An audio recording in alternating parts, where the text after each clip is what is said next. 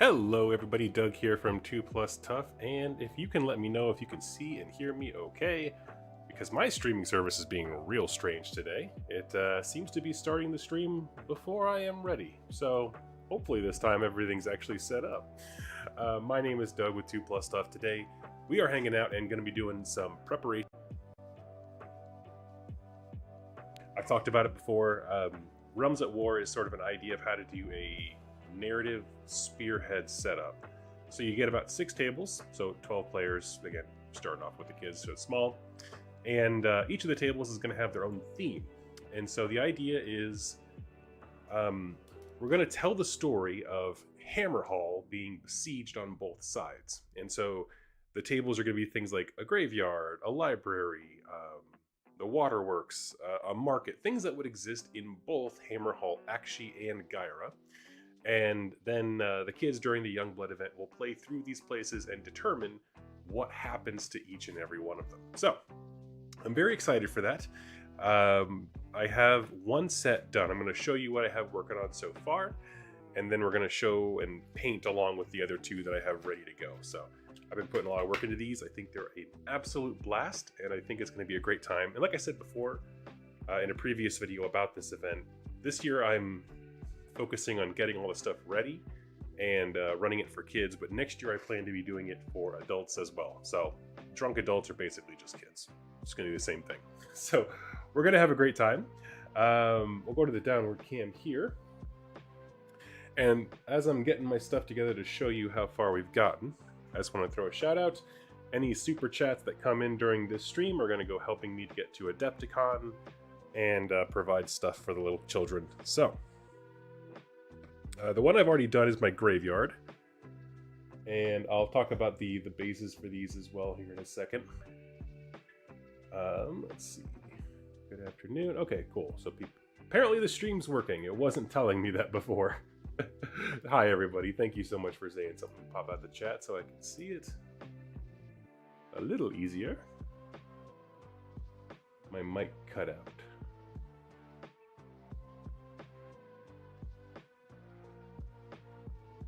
No, I'm still showing audio levels. You guys let me know if you can see and hear me okay. So this is going to be my graveyard set. This is actually a wall segment from the Garden of Moor, and I went ahead and added some nice little green flocking to it. Basically the same thing over here, 2 little sections of the Garden of Moor. Is live now, coming in loud and clear. Thank you. I'm having all kinds of trouble, man. Between not feeling so great, you can hear my voice is all scratchy. It's been a really rough flu season here in the Griggs household. Jeez. Anyway, that's why I had to push it back a week. So we got our little graveyard there, and our 2 smaller pieces of terrain. So the idea being, when players roll up, they're gonna be like, oh, I want to fight over the graveyard, and at the end of the day we'll know if the graveyard was won or lost in both Akshi and Gyran, and be able to tell that story. So one set is completely done. Let's talk about the next 2 we're going to be working on today. So the next one is going to be the Waterworks. So for this one, I started with my base template that I'll go over here in a second, and I took the original Spearhead terrain piece and I clipped off everything that I could, all the Skaven junk that's around here, and I have these piping bits from the Legends of Signum game set that are incredible. Go check them out. I'm going to put a little out of order sign on both the doors. And for this one I just wanted an industrial look, so again, lots of pipes, steel plating on where the doors and windows were, just to kind of fill up the visual space. Same thing over here, more panels, more pipes, got some big rocks on there. I like this side in particular because it's got the cool little broken handle, so it looks like everything is just totally screwed, which in theory it would be. So those are your large pieces for that set, and the 2 smaller ones, I'm going to clarify for my players that these block line of sight the same way that the standard ones do, even though they're like an inch shorter. But these are just simple pipe breakages to kind of fill in the scene a little bit. So that is the Waterworks. And the last one I have ready is the Market, which I will grab here. Have this. Now this is a mix of a WizKids set and just a few other bits and bobs I had laying around. For this one, we have a little basket with fruit. I took some cardboard and filled in those same sections. I'm going to have these walls be like tan, like they're outside in the market area, and put posters all over them, like print out posters and actually put them on to make it look like they're community boards. Over on this side, we got some barrels with some fungus growing out of them. These little mushroom bits are actually from Green Stuff World, and they're awesome. They're just 3D printed little mushrooms. They're nothing you can't do if you already own a 3D printer, but I adore them. There's that one. Another blank one. This one's going to be mostly posters just to fill up the space. But then this one also has a market stall on the other side. So that'll be fun. But yeah, this was all part of a WizKid set, I think, for D&D terrain. But we'll Age of Sigmar it up a smidge. And then for the small pieces for that set, for the market, I tried to think of other things that you would get at a market. Water, we got a little well. And inside the well, this is actually sticky tack, because the WizKid set actually has like a clear acrylic water in there that actually looked pretty good, and I didn't want to repaint it. So I just jammed this well full of sticky tack, and so when I'm all done painting, I'll pull that out, and there'll be clear water in there. So excited for that. And then this is another just kind of community sign post. So yeah, I tried to make stuff that I thought could be useful in other games, right? Like, so it's not just Spearhead. If I just need line of sight blocking, we can, you know, make this a little village or something like that. We can kind of put these pieces together. I thought it could be fun. So anyway, we're going to start painting up. And I think I want to start with the big pieces, because the small ones will go fast, but the big ones are going to need time to dry. That's always the bane of painting on a stream. For the cement, and obviously the metal on this, I'm going to be very dark with my Waterworks, because again, it's supposed to be underground. And then for the market behind it, I'm going to have those tan walls. So let's start with that. I'll put this little sign here. Any super chats that come in go towards getting me to Adepticon. Any kind of gift gets you one topic discussion. Happy to talk about any game system. On my mind recently, I got Age of Sigmar, Port Royal, Horus Heresy, Fallout. I got a bunch of stuff on my plate. And if you hear my mic go silent every once in a while, it's just because I have to cough up my lung, because the sickness has hit the Griggs household very rough this year. Oh my goodness. Just a lot of hanging out with people, and then at the very end, someone going, yeah, my kid's sick. You're like, cool. That's so cool. I wish there was some way I could have known that ahead of time. Okay, let's see.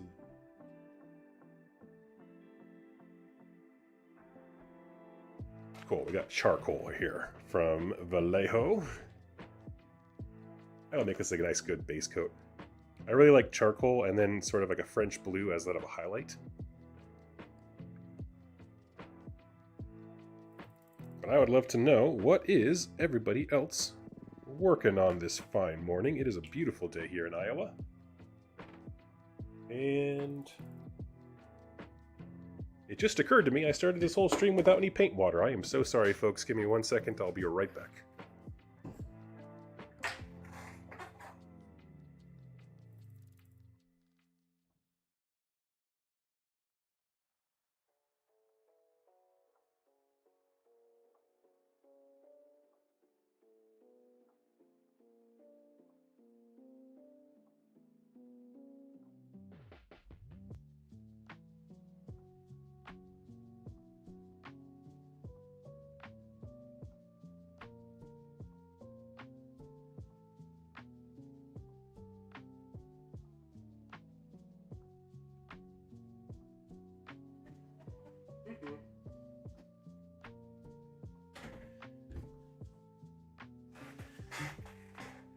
Okay, so sorry about that.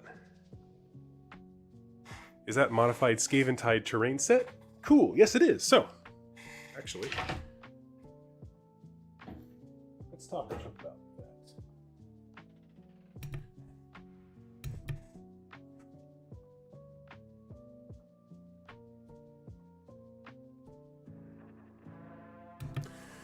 Okay, so my terrain that I'm using is actually a somewhat modified thing. Let's show you.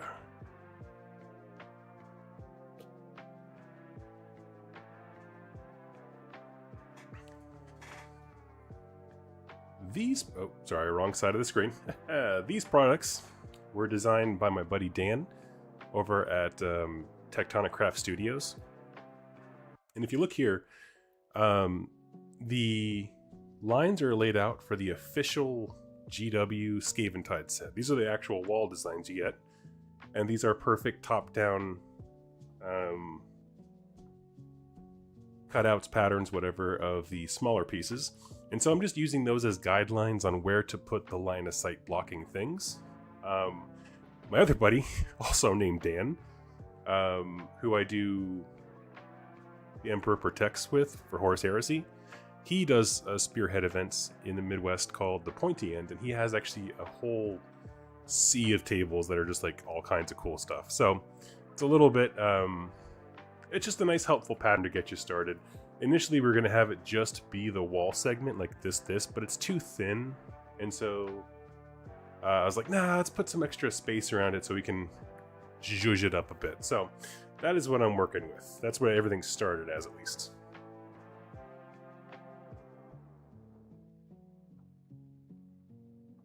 All right, now we have water and paint. Get a big fat brush we don't mind ruining, because we're just going to do some base coloring.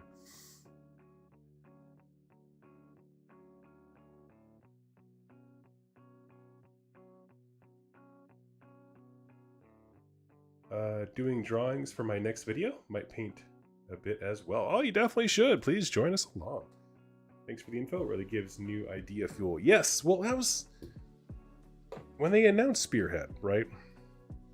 I was very excited, and I still am. I mean, I'm sitting here painting a bunch of Spearhead terrain. I'm obviously still excited, but I wasn't the biggest fan of being told what terrain to use, because that's my general emotional state on any war game. Like, I want to make my own tables. And so immediately, like, I had the good fortune of being able to playtest Spearhead before it was announced. Thank you, GW. And from that moment, I was like, how can I do this not like they do it? Sorry, the neighbor's dogs are barking outside if you can hear that. But, you know, but there's constraints because the board is so small. You can't go hog wild, right? You can't. It's not like Mordheim where it's like, I can build this entire district of the city kind of a thing and carve out your space that way. It's like, well, it has to be somewhat restrained to make the game still function the way it should. And so I wanted to use those same footprints. But I mean, it's essentially 2 L shapes and 2 pill shapes, right? So it's like we can work with this. Yeah. In the words of every 40k orc, I got an idea.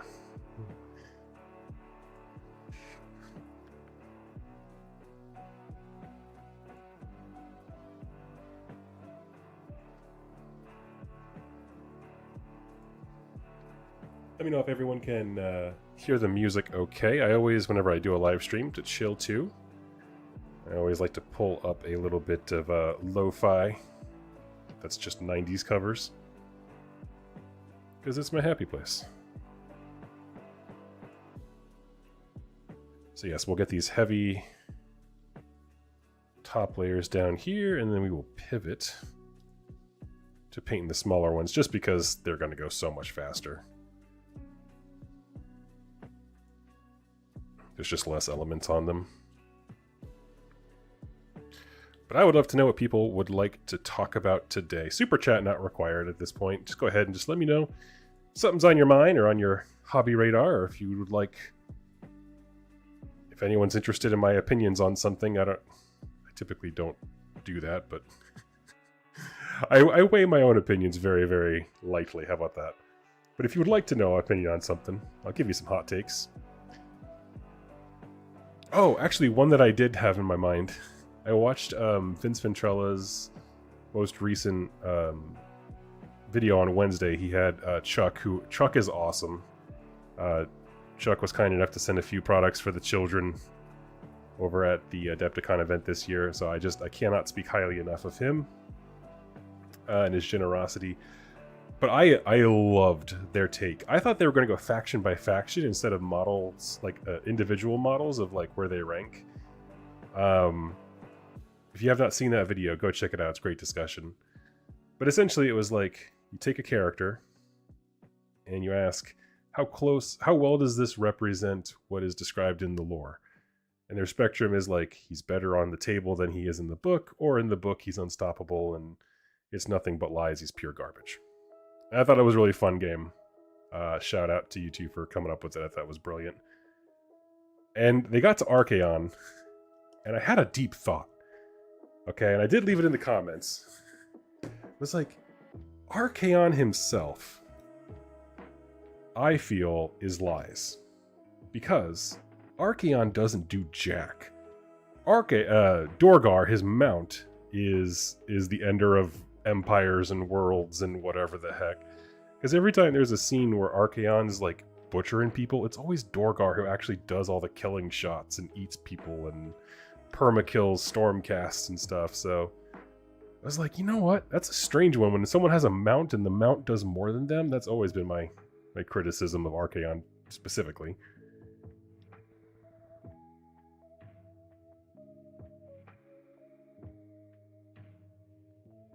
But yeah.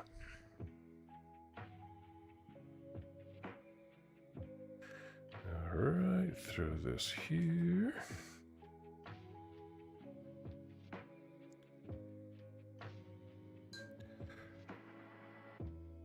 I would love to know what everyone else thinks. What is a model, in your opinion, on the tabletop that is the least like they are represented in the lore? So like if in the lore they can, you know, take on 1,000 soldiers by themselves and they eat lightning and crap fire or whatever. On the tabletop it's like, oh, he has a 5-up save and 2 attacks. You know, something really pathetic. I'm curious, from your faction that you play, what do you think is the least accurate model in terms of rules matching the lore? Right now in my hobby desk, or like my personal collection of armies or whatever that I rotate through, I have Slaves to Darkness. And for them, you know, I kind of made my Archaon joke, but I feel maybe like the Centaur dudes who like manage the fighting pits, they don't really do anything to manage anything in the game. I feel. I don't know. Tell me your thoughts, but it just never struck me as being particularly an effective use of demonstrating this guy's a martial gladiator pit boss.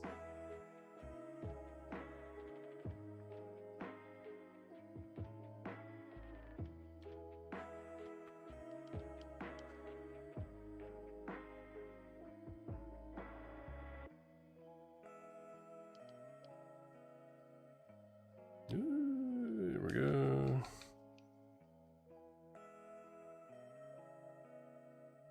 This thing was already primed gray, and then I did like a zenithal of like a green, just so I could pick out some of the details a little bit easier on my eyes. So like if I miss something, it's not actually the end of the world. There's still a lot of gray tones in there, which I liked. At least it adds a little visual variety.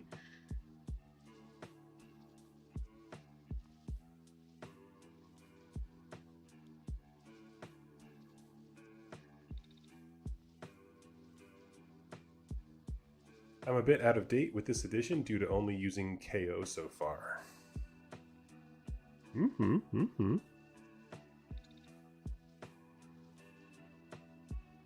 You know, we don't have any... Not that I've been out to a game night in a while, which life's been crazy. But, I haven't played KO in the new edition. I don't know how they're doing. I haven't heard anyone talk about them, which usually means they're bad and nobody wants to talk about them. But I would love to be proven wrong. Please tell me, how are KO doing?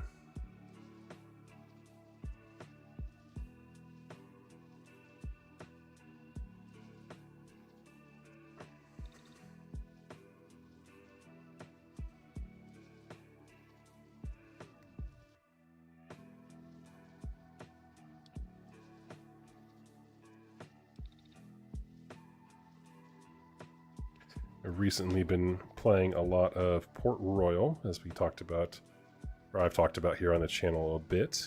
They just had their Kickstarter absolutely crush it, and so all the stuff got released. It's like, yes, pirates.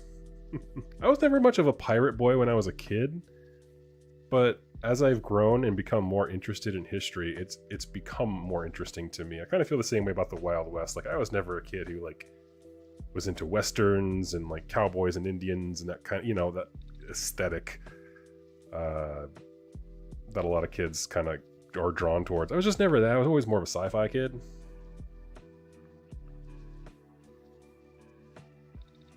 But my love of history is winning out because Port Royal is awesome. They're okay. I missed 3rd edition. I missed 1st. Someone posted, I was on what website, Blue Sky or something like that the other day, and someone posted the original 1 page of AOS rules, and I had just this like pang of nostalgia. I was like, oh my god, oh, I miss it.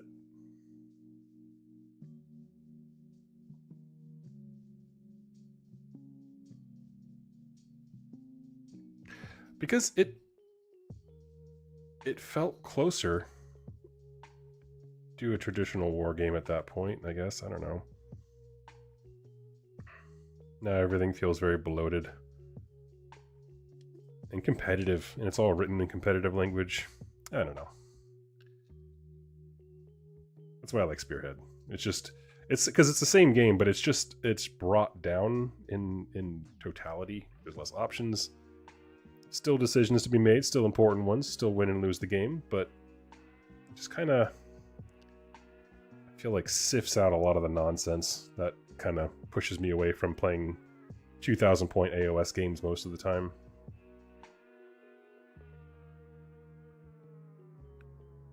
It doesn't help that my local store actually just shut down. It was very abrupt and very strange. They were there one day and they're like, hey, we're moving. We're having a sale to clear out some stock. And people were like, where are you moving to? And they never responded. And then on the last day, they just closed. I was like, oh, okay, well. There's a whole community with no place to game now.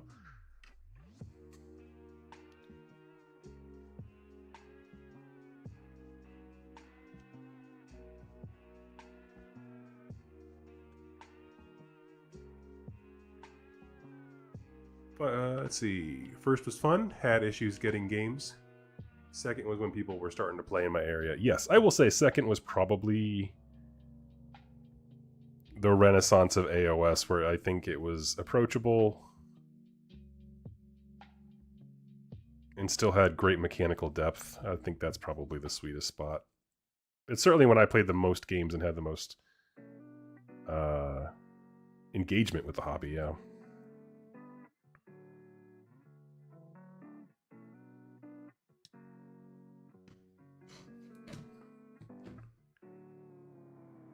All right.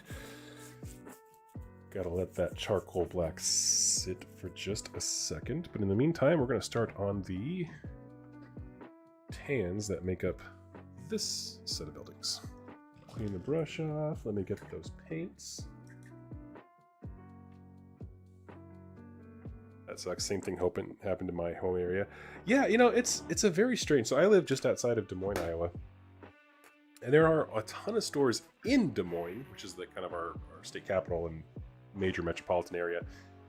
But like, it's just an ever-changing ecosystem of like what's actually open and then what has gaming space. And the two change seemingly at a whim. Oh man.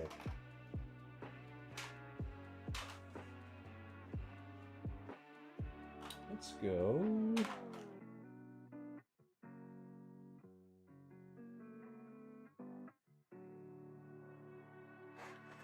Let's go with a dark ivory.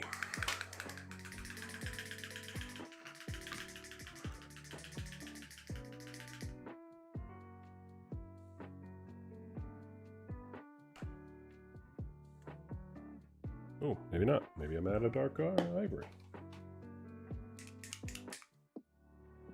Okay, well, we got a lot of them. Let's see.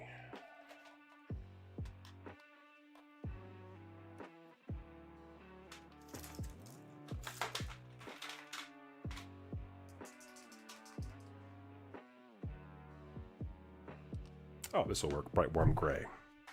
We can add some warmer tones to it if we want.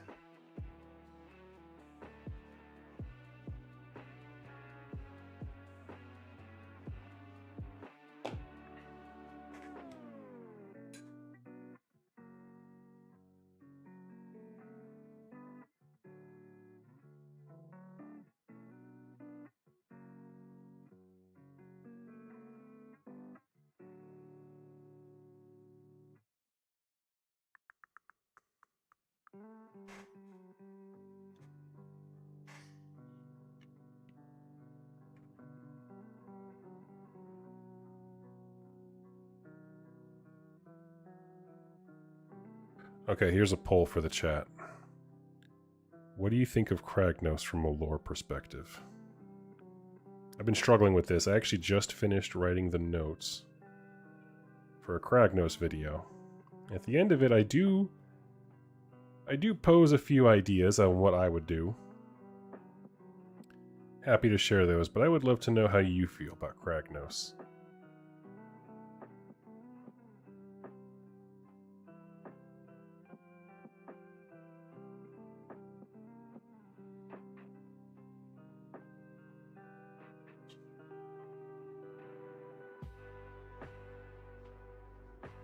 For me, I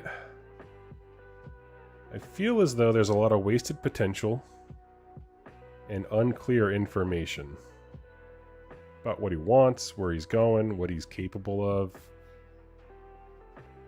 So I don't know. Personally, love the model. He's very cool.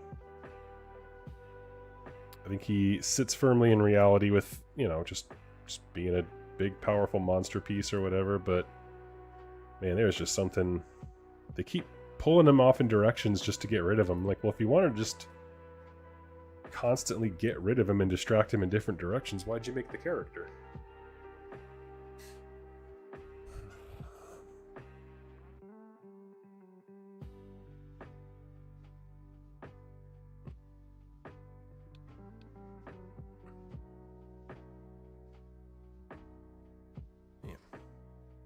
Hold on a second, my autofocus is just having hell of a time today. There we go, we'll lock it in manual.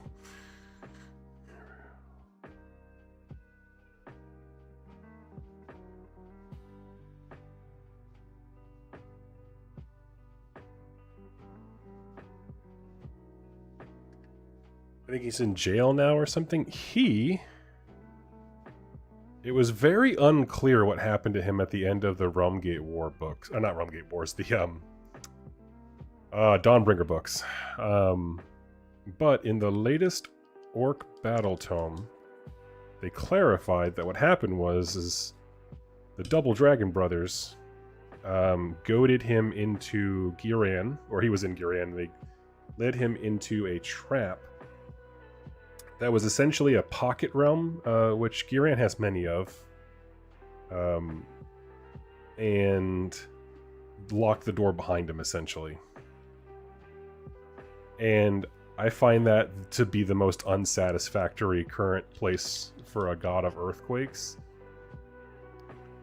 And because it's like, well, if he's there, then why can I play him on the table, right? He's not like Nagash or Alariel, where it's like, this represents an avatar of this person, and because they're a god, they can project themselves, you know, whatever. He's just Kragos. So how is he on the table if he's also in prison? So that's why I don't like it, because they didn't leave him in a place where it makes sense for any player who's doing a lore thing to take him. My thought, so I'll go into what I had wish happened to him, was, what if Croak, who was part of the plot to lock him away, was like, okay, listen, we need a prison of unimaginable power, totally ancient, and so what if they brought him to a point where he was like in between, I don't know, 3 or 4 realm gates, and they basically pinned him in place. There's like a chain going through each realm gate, and he's stuck there, linked into all of them, and he can't move. Okay, I think that would be pretty cool if someone used the realm gates as a prison, not just as a transportation method. You know, you have one arm chained, and that chain goes into Akshi's portal, and you have another arm chained, and that one goes into Giran. So like you can't, you're stuck. I would have had him leave him there, chained up, and then knowing that the Hour of Ruin is going to happen, where realm gates and stuff are being obliterated and made unstable and stuff like that. You could have Kragos still be chained, but now that things are so unstable, it's like he's being pulled through the different realm gates. The ultimate end goal being, what if he's like a Gordrak character? He just appears, and a whole bunch of orcs and goblins are like, holy crap, Kragos is here, let's go follow him, he's gonna pick a good fight. He goes and picks a good fight. They're all happy. It explains why he's in your army, in whatever realm. And then at some point, you know, the power sparks and flickers, and all of a sudden he's gone. He got pulled away. Now it's like the Akshi realm gate's pulling him harder, and so he gets thrown somewhere in Akshi. Now he's picking a fight there, and all the orcs there are like, holy crap, Kragos is here, and it all starts over again. Because in that way, he can be like Vordry of like, he's not in any one place, but he could be anywhere. Which I think for a destruction army is very important. Like, I don't think it's super important in Soulblight Gravelords, because Vordry could just be sent to places, right? He has autonomy. You know, he has his own character, rather. He can decide to go some places if he wasn't tethered to the castle. But with Kragos, I'm like, that actually makes more sense to me. Looks like a tavern in a good way. You're good. Oh, thank you. But yeah, that was my idea. Have him get stuck, and then because that way it would both show that there are consequences. He's not just this free agent. It's the reason why he's not solely moving events again like he was when he was released. But also it makes him relevant. He can be places. It makes sense for him to be in armies. And when I got done reading the Orc War Clans book, I was just like, why did they do that? Look at what they did to my boy! Even though I've never owned Kragos.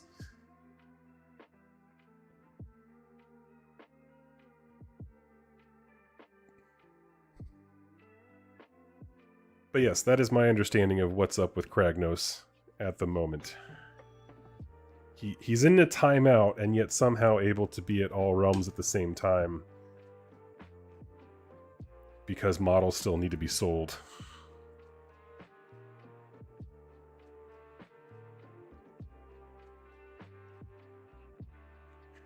Okay, that one might need a second coat on the bigger, broader panels. But honestly, I'm trying to go for a kind of an aged, beat-up look, so that's not terrible.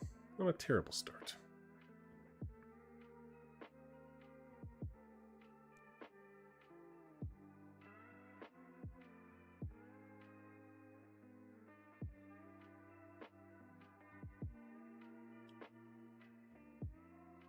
And I would love to hear some feedback on my ideas. That's if Doug was given a chance to write for GW for a day. I think I would do that, to be honest with you. Like, if I was allowed, like, hey Doug, you're gonna make one change to just the story, not games or anything like that.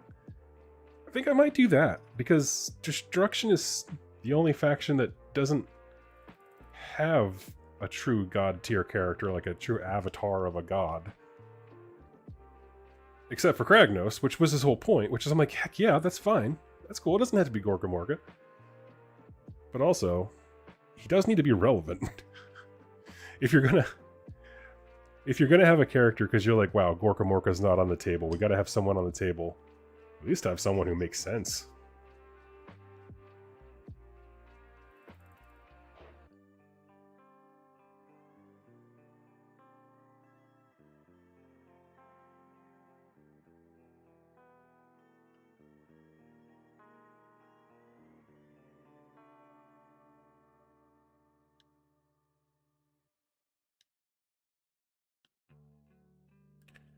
Because as it stands right now, I think every Destruction army has just as much claim to say that they are an abandoned child as the Deepkin, who literally got abandoned by Teclis. Because Gorka Morga just Audi 5000, and now their stepdad Kragos also just left them. I'm starting to think it might be you. I don't say this often, kids, but you might have been the problem.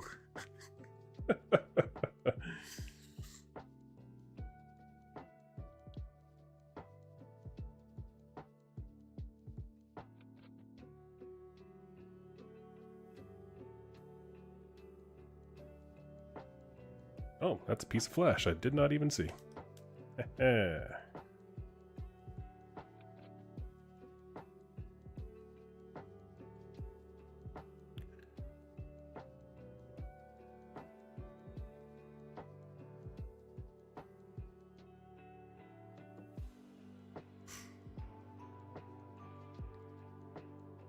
Story's good, and agreed upon destruction stuff. I'd love more books on them. Yeah, I do feel like destruction needs more books. I remember when they did the Soul Wars. This is back when AOS launched. And when they first introduced the Iron Jaws, there was this fantastic book with Gordrak. Okay? They sent... well, it's more like Gordrak's Rampage or whatever. But there was this scene, I should say, where a Stormcast emissary went to the orcs. It's a prosecutor. Kneels down before him. It's like, hey, we know you're big and you're strong. We're not here to pick a fight with you. We're here to pick a fight with chaos. To which Gordrak responded by cleaving a Stormcast Eternal in half, like vertically, with his axe, in a swift single blow. And I was like, that is the moment where the camera should have pivoted, and we should have tons of books about Gordrak.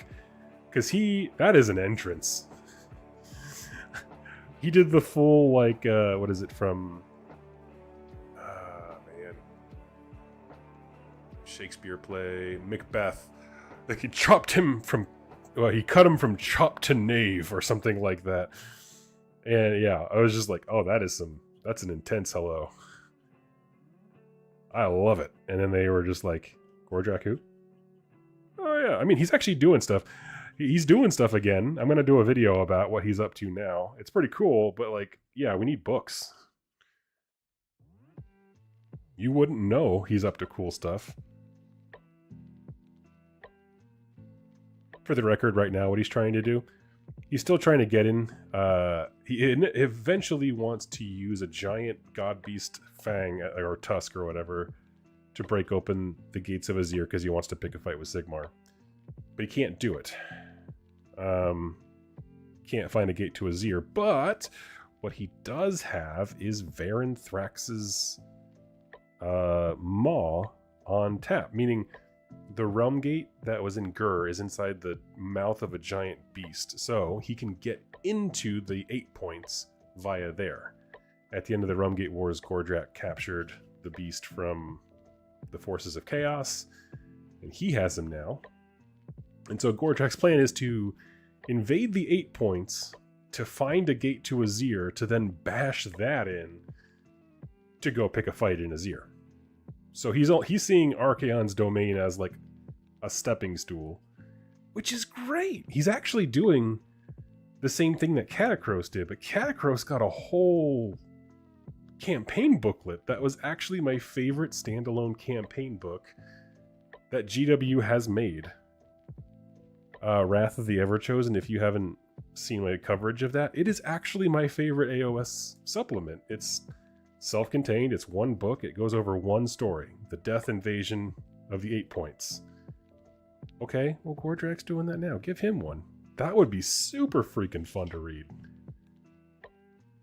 Wrath of the Everchosen had Catacross and Lady Olander busting in through the Shyish Realm Gate. And then there was actually a few Chaos armies that tried to stop them, but we had a mix of named characters and then like, people they gave names to that only exist in this story. Like a named, I don't know, cavalry leader or something like that. Just something to add a few more characters that can die and whatever. And so I was like, just do that again. They don't have a copy-paste function in Britain?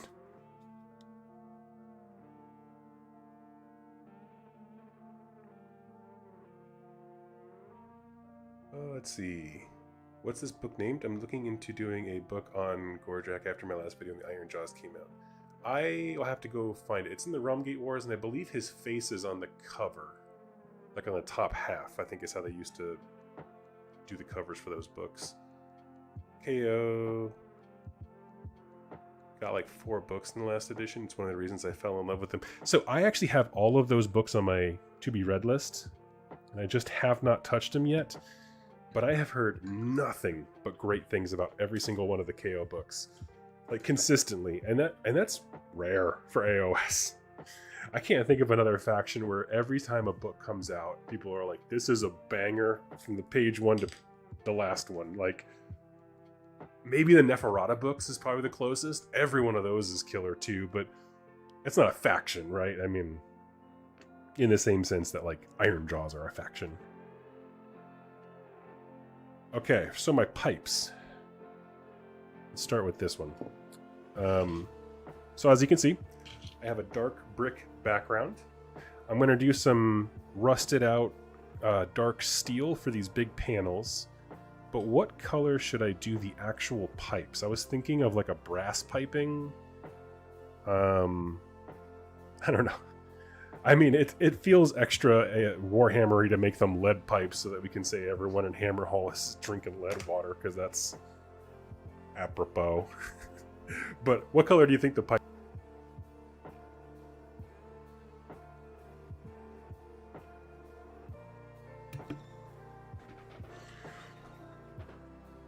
All right.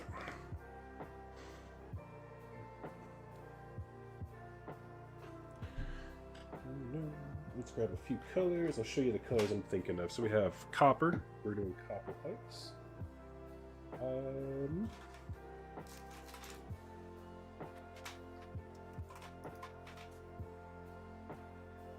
Yeah, I'll do Iron Warriors to roll nice dark steel for the metal panels.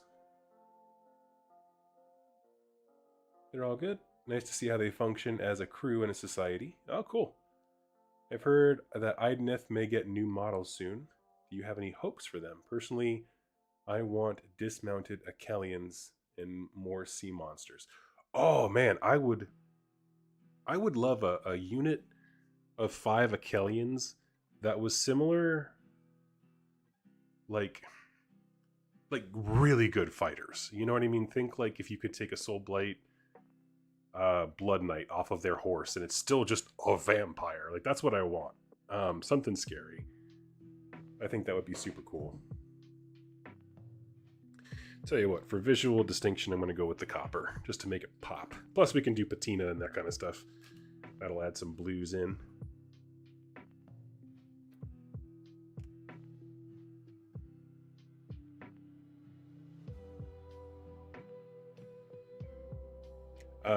Let's see. As far as Idoneth, you know, what I want from the faction as a whole, I don't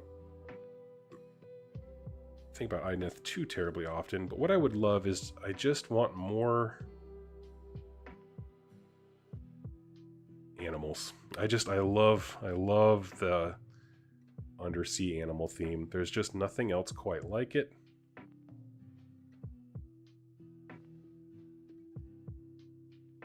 I would also be super into if they had other aspects of Mythalon they could tap into. So if you don't know, the Eidolons, they're big, you know, wave riding monsters or whatever. They are essentially a gestalt of a bunch of souls that are being saved by the Deepkin for their young. They like go out, they raid souls. If they're not ready to use them yet, they put them in a little soul bank, the Corellium, and so on. And so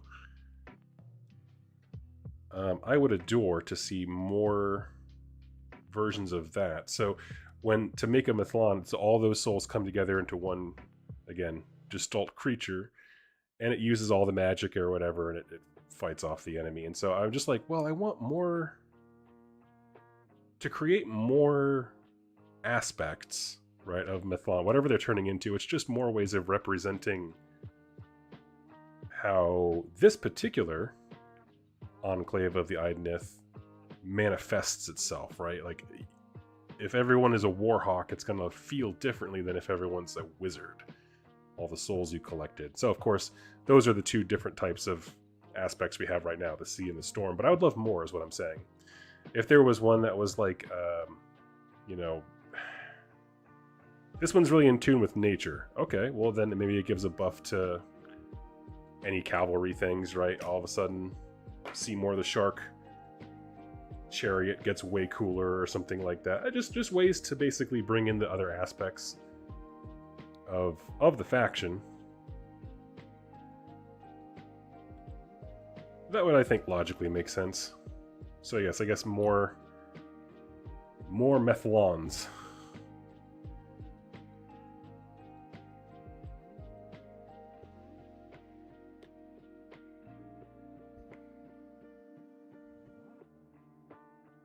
But like, I can't imagine Games Workshop saw the collective nerdosphere like spit their drink out when they saw that cool crab, right? Like everyone loved the crab. I love the crab.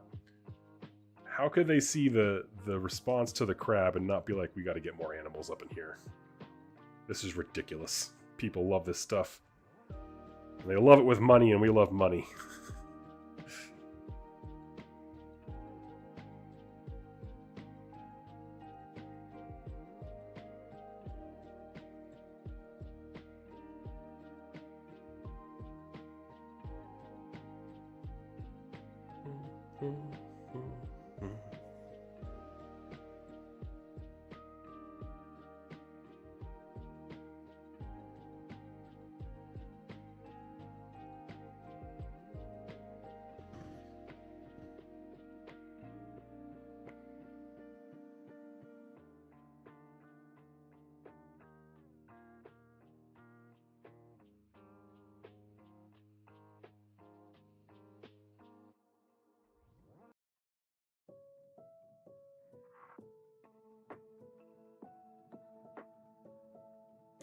Idoneth Crabkin.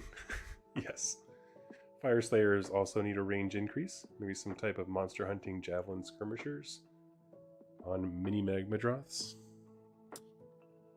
Yeah. I would love either mini Magmadroths or like, I would be really happy if you brought in other creatures. Like, nothing about their lore says that, like, we're one monster people and it's only Magmadroths. Like, well, no. I mean, there's like a whole ecosystem that could develop inside of this place y'all built for yourselves. Why can't we have anything else? Like, I don't expect them to be like spider riders or anything like that, but I don't know. I think there's got to be some other cool creatures they could come up with. Just pick another animal and be like a fire version of it, right? What if they were like Inferno oxes or something like... I'm trying to think of something that seems dwarfy, so something that's kind of cumbersome, slow, but it's something they could use as like a pack animal that has like a practical use. I think that would make sense. Or at least it would feel like it made sense within their lore, right?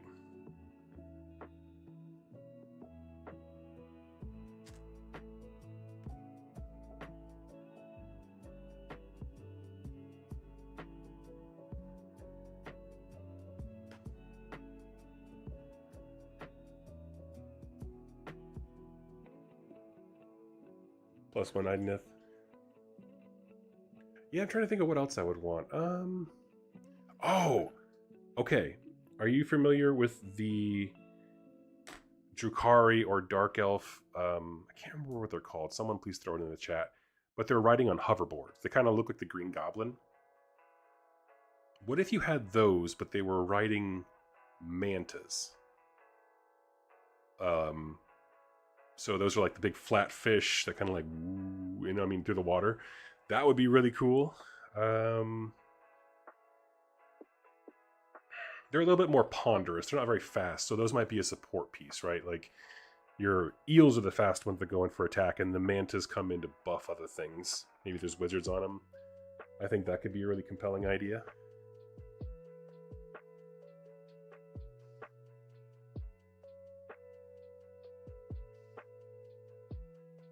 Atomic Topher, the Fyreslayers Underworld Warband showed that they can do proper dwarf lasses. Oh, I see, ladies, yeah. Stingrays, yes. What did I say? Oh yeah, mantas, yes. Basically a stingray. I thought mantas, because they're my favorite, because of depth charge from Beast Wars. The critter that killed Steve Irwin, it was. I explained that to a friend of mine, and they were heartbroken. They thought he died of like a heart attack or something. I was like, nah, dude. You fed his head to alligators for 30 years, and you got poked by a stingray. It's not funny, it's more just... It's never what you expect, you know? Hellions, that's what it is, Hellions. But yes, essentially that's what I'm looking for, is those kinds of creatures. Is like something that can be up on a high base, so they're kind of like floating lofty. Imagine like a wizard casting a spell on one of those things. It looks graceful. He's got the big shadow that's being shown down on your enemies, and they're like, what the hell, dude?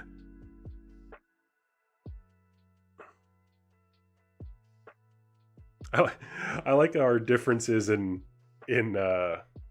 like the first memories we go to, because I'm like, oh yeah, Rays, like depth charge from Beast Wars, and your first was like, the ones who killed Steve Irwin? The National Hero?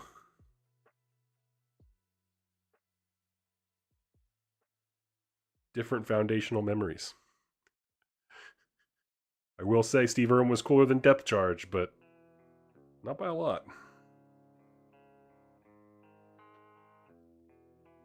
But yes, it is Hellions I'm thinking of, where they're more of an assault unit, like they want to do that, but I also think the Eels kind of fill that same role that Hellions are trying to do. So like, we need to repeat the role, but I like the idea of this platform creature that a wizard can roll in on. I think that's cool. What else would I want for Idoneth before I pivot to Fyreslayers? Those are my big ones. You know, I would say like a giant crab, but honestly the Leviathan does what I would want the giant crab to do, so that's not very high on my list. You know, as far as just being this big beef stick of a unit that's just hard to kill. And I think he does that very well. You know, at least well enough as I would want for an army that's otherwise very squishy.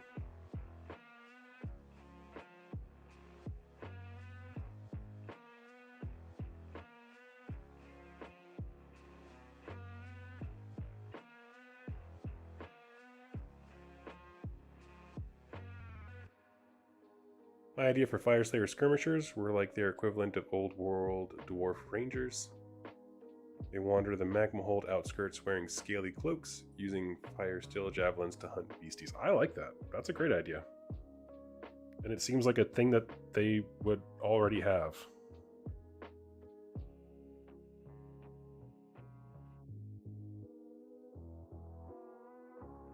You know, I mean, heck, even if they came out with a...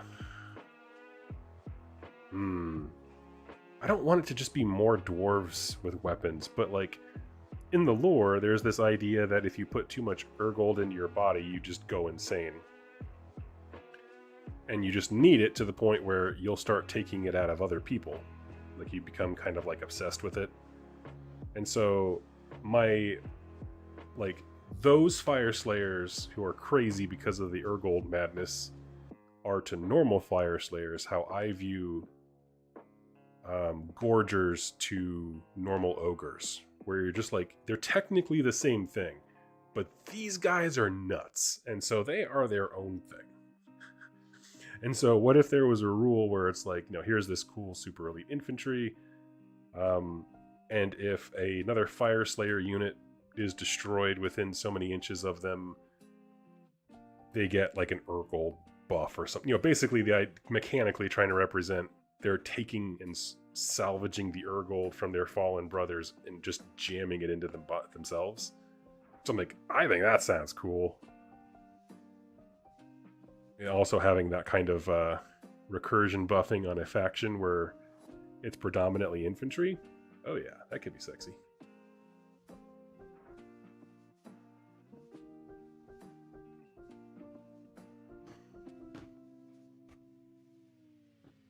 Would love some constructs for the Fyreslayers, like rune golems. Oh, that's a great idea too, yeah. I mean, that's the thing. They're talked about being engineers and stuff like that. I'm like, there's actually a lot of design space that is not just baby droths. Although I do think baby droths are important.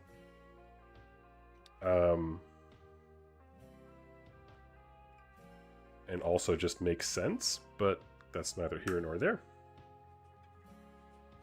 But like, you know, not that they need more heroes, but like I think about the Flesh Eater courts, that the court, you have all the models you need to make an actual court. You can have a king, you can have a jester, you can have his emissary, you can have the whole crew of nobles and stuff below him. And thematically, even though they're all bat crap crazy, it makes sense. But for a lodge, you have a rune father and rune sons and a priest and nothing really else. I mean, there's other heroes that are like experts at a thing, but in terms of being able to bring the culture of the faction to the table, Fyreslayers is so much more underwhelming than Flesh Eater courts in terms of a very defined leadership that appears nowhere on the board. And so it's just, I don't know. I also kind of want that filled up more. Even if it was just another unit of elites called, like, you know, the Fire Einherjar or whatever you want to call them. Just do that. Give me some chance to fill out my roster a smidge, but I certainly am not advocating that Fyreslayers needs more heroes. Good lord. It's always been the Oops All Heroes faction.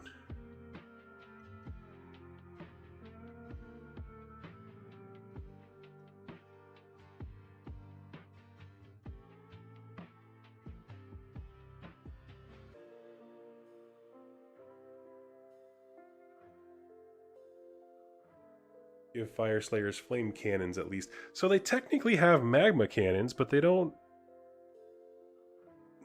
No one ever thought to do anything besides just pick it up and walk forward with it? Like, ever? No, there's been... You're telling me there's not a single Fyreslayer who got high on his own supply of runes and looked at the fire cannon, the magma cannon, and was like, huh, what if we made that bigger? Ridiculous. Like, if it were up to me, their forged terrain thing would just... There would just be a big America gun coming out of that thing's mouth. Just like... Like that old terrain feature that 40k used to have with the eagle, and it had, like, the big cannon coming out of its penis. I gotta find a picture. If you don't know what I'm talking about, that probably sounds like the most ludicrous sentence you've ever heard. But it's true. And it used to be called the America gun. By 40k players, and I adored that.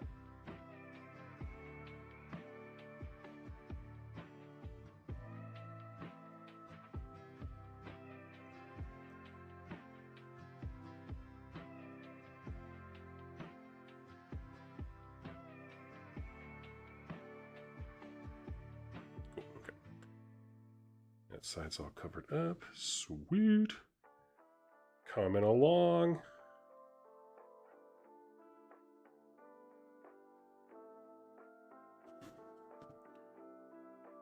Just going to really quickly hit the connection points just to kind of make them look a little different.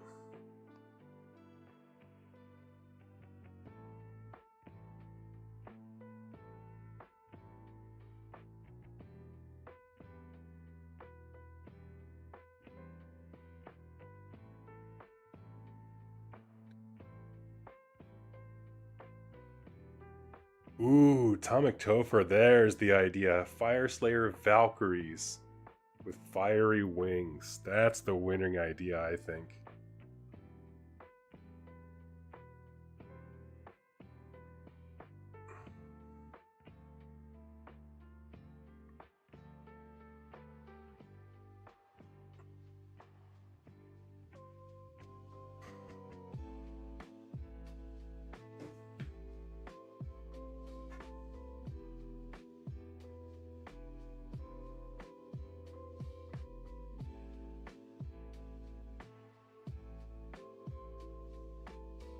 Morning Tide, hello.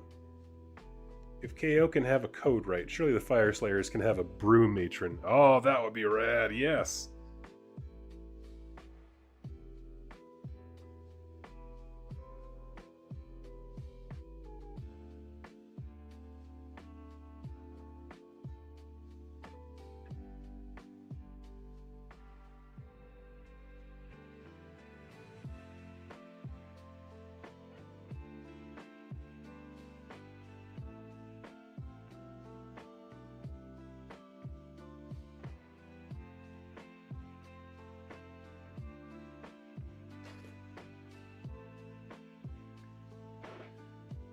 Yes, I like the Valkyrie idea quite a bit.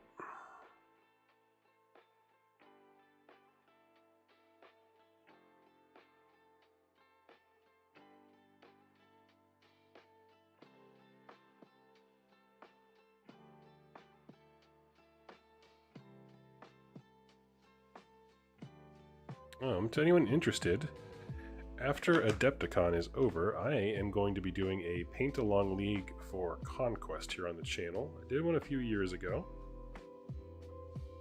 and people loved it. Just a good chance to motivate people to get some paint on their minis.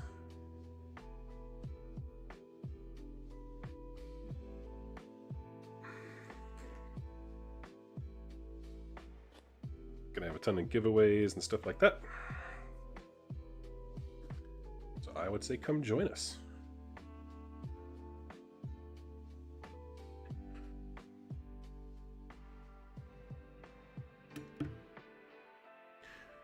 I hope the KO terrain piece is a lighthouse, assuming they're getting one like everyone else so far. Yeah, I mean, there's been a few KO locations in several of the Soulbound, that's the Age of Sigmar role-playing game. In their supplements, there are quite a few like towers and stuff. Ulfenkarn has a massive tower at the top of it that was specifically built so that Fyreslayers could go trade up there. So it's like, oh yeah, that sounds rad.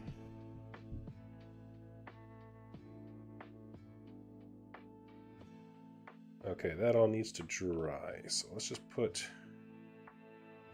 that whole section to the side before I make things worse. And come back here. I need to do one little light whooshing, if you will, of another layer of the gray because it kind of bleeds through.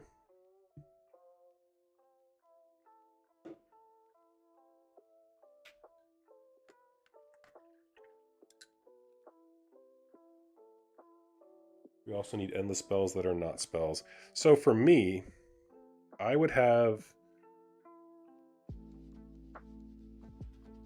Okay, if I could do this, again, another if Doug was given control, what I would do is instead of having endless spells, I would create 3, because endless spells generally come in 3s. We'll call them KO contraptions. And they function the same way, like in terms of, you know, you set it up on the board, now it's its own thing, it has its own health pool, you know, just all the ways that endless spells function as game pieces. But instead, imagine if it was a torpedo. Okay, it's literally a homing missile. You put the endless spell on the board, and when you move it, if you move it into a target at the end of its movement, it blows up and does an effect. Now, you could have a few different ones. You could have, like, you know, the cryo bomb that like nukes an enemy's movement. Obviously an exploding torpedo would just do damage. And you can only ever have one of each version on the board at any time. So your frigates are sitting there firing off stuff, and then when one torpedo blows up, he's able to fire the next one.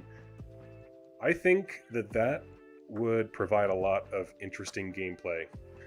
Because oddly enough, it would give the KO units that want to move forward, which is the thing that they don't generally want to do, right? But the things that are moving forward are stuff that's like, it's there to die, but in the most coolest way possible. It's a bomb. So like, you can still work in the design space, but just, I don't know, treat it more like a, instead of a endless spell, like a manifestation, like a whatever they call the prayer versions, and just do the same thing, except instead of a prayer, it's just a mechanical thing, right? You on a 4-up, the mechanics work, and all of a sudden, the torpedo is now ready. Your code right or arms master might make it more effective, just like a dedicated priest might have a +1 to their chance, that kind of thing. Morning from Calgary, Canada, to Doug and everyone. Hey, hey!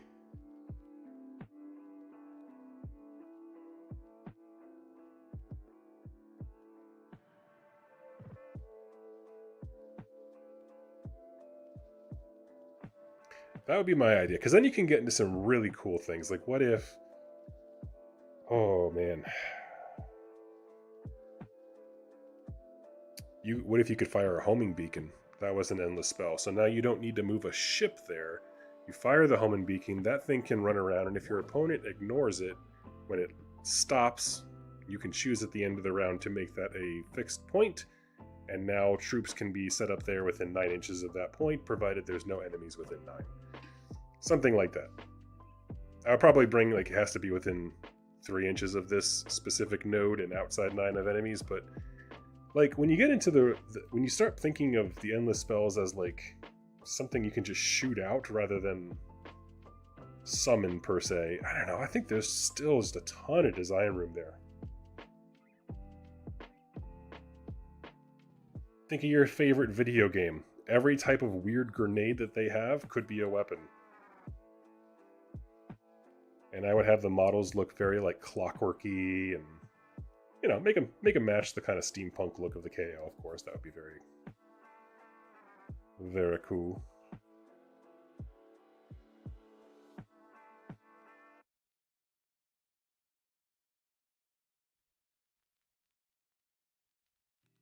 But wouldn't that be so cool to have like something that functions similar to endless spells, but instead of wizards, it uses... Instead of wizards, which the KO do not have access to, it uses the thing that the KO have that nobody else has access to, which is boats and guns. Wouldn't it make sense if all of your mechanic stuff leaned in to what makes your faction unique? Just saying. Novel.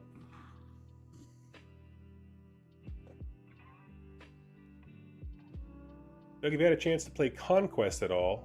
Or is it just lore you delve into? Your videos made me love both AOS and Conquest. Which system vibes with you more, and why? That is a fantastic question. Have I played Conquest? Yes. Not since I have moved to this specific home, because I moved away from my gaming area in Iowa City, unfortunately.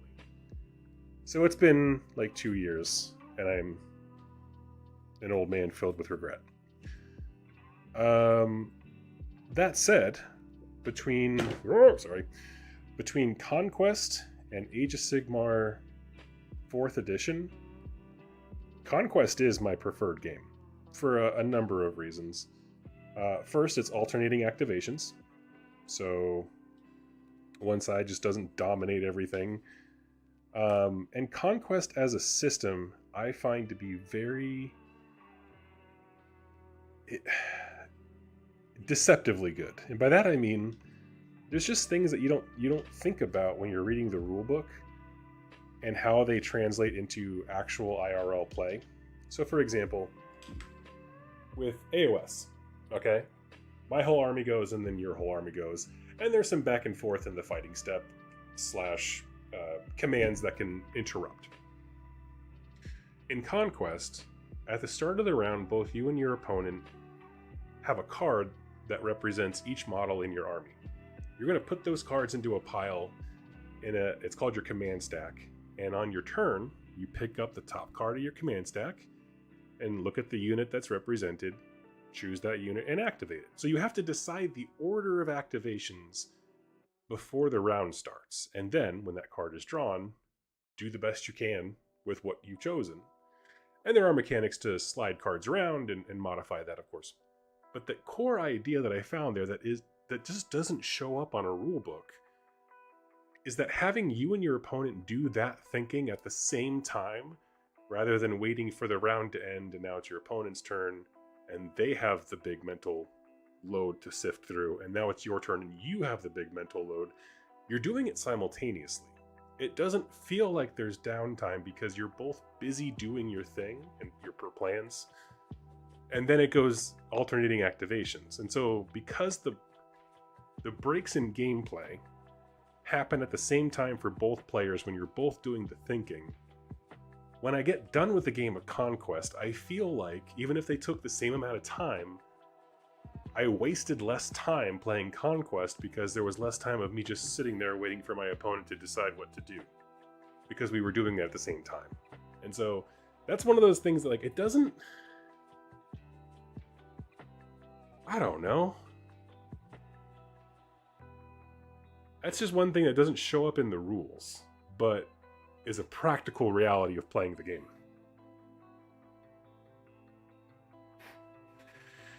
I disagree. KO should never have a priest. They can hire him, but they are a godless folk, and I would respect them less if they got a priest. Straight up.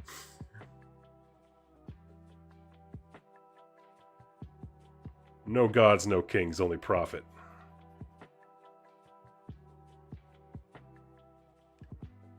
Screw the gods. They abandoned us during the Age of Myth.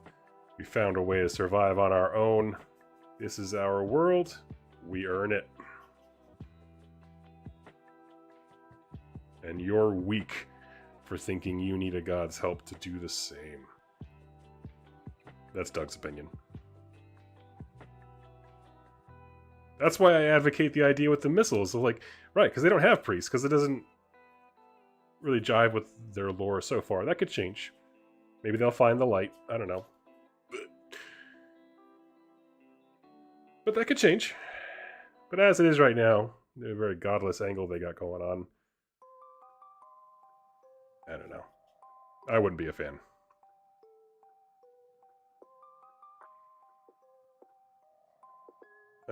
KO manifestations could be called something like etheric wonders. Exactly. Thank you, Jace. That's a great way to put it. Based upon unleashing the powers of Ether Gold. Absolutely. I agree with you, Doug, about the command stack. However, I really grew to dislike the staggered deployments of medium and heavy infantry in Last Arguments of Kings. You know, there's two ways to look at that, because I gave a demo to a game. I gave a demo of the game to somebody, and they had the same criticism, and I will admit it is very jarring.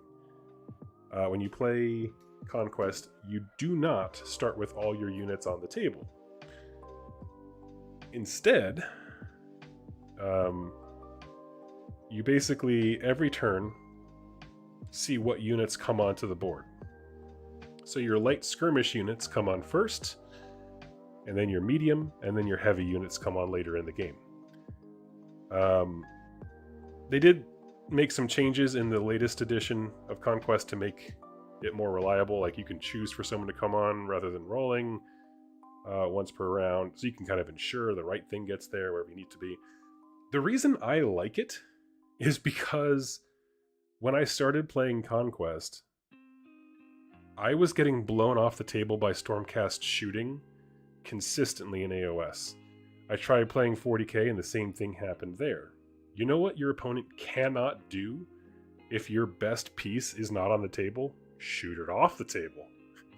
And so I found that I actually liked it because my heavy units that do work are the safest units. And then they come in halfway through the game and immediately start doing things.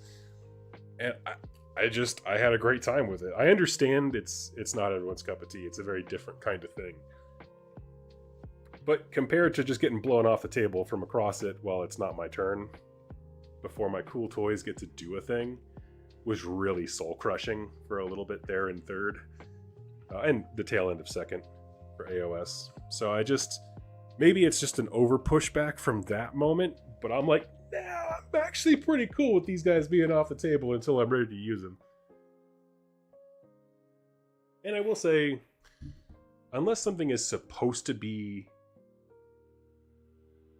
truly gargantuan, I do feel like the heavies either, generally speaking, have some kind of speed buff, access to one, or a ranged attack of some kind so they can do something. There's a few exceptions, but those exceptions are offset by the fact that when they do get there, they're unkillable. Like Dragon Slayers for Dwegholm don't have a ranged attack, and they're slow, and they're heavy.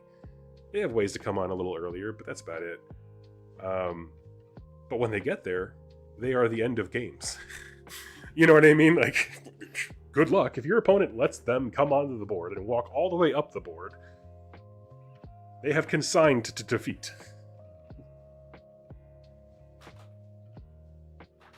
Which is like, I'm okay with that.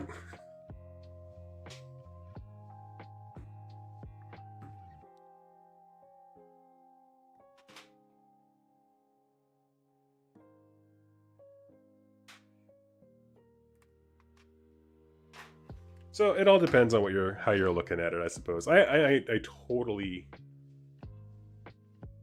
understand. For sure, it just feels really bad when you whiff multiple deployment rolls. Oh yeah, and I've had that happen. I understand. It leaves a bad taste. I'm not arguing with you. So the new rules, in case you're curious, Cameron, are essentially you still do the roll-off thing like before. However, every round you get to auto-choose one available unit that's legal to come in. So like I think on the first round that heavies are technically available to come in. I think it's on a 5-up or something like that to get them to come in, or a 2 down. They do a different dice system. Anyway, it's slim odds, but you can auto choose for them to come on at that time once they're available. So like it really does kind of offset that if you just prioritize your pieces, but I completely understand.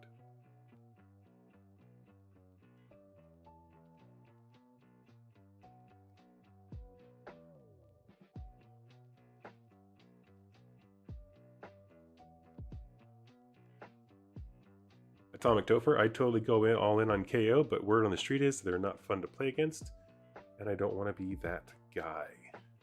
I can't comment on that, unfortunately. I just don't know. And I already do a lot of talking out of my butt, so I try to limit it when I can. When it's painfully obvious. I totally get it. Friend felt the same way about Conquest card mechanic. Plus, they have undead Byzantines, so that's hard to say no to. Also, side note for AOS, Abraxia needs more screen time. I totally agree.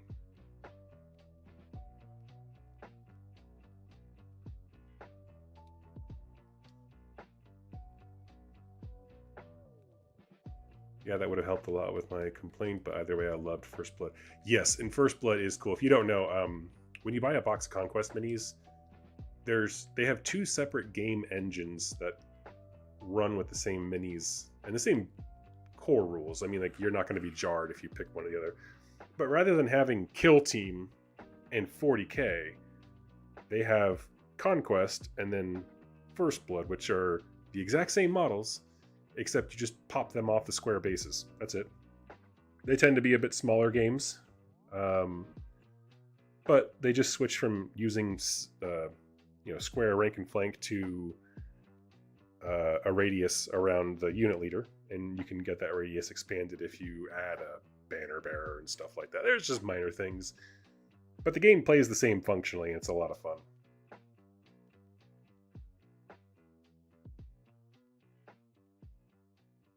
I actually I haven't built it yet because I'm still waiting on my glue to arrive, but I just in the mail this week got a whole Nord's army. I am so excited to paint.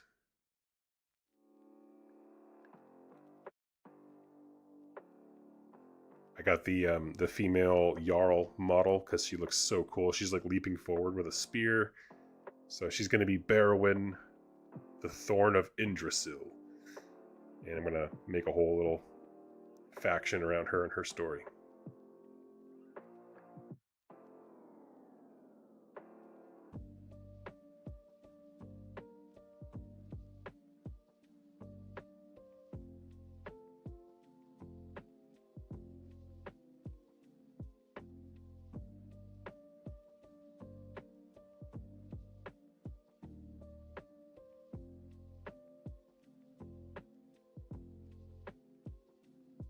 So yes, I hope you check it out. It is cool. They actually for Conquest, when they made the rules update, they did a really cool thing. So it used to be you would count models, and then models were on a stand. Now they kind of did away with that. Now you just count the stands.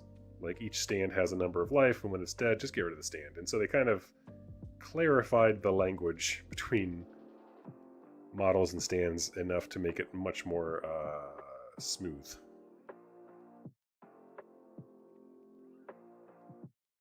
First Blood is the best version of, here's a small version of a big game in my opinion.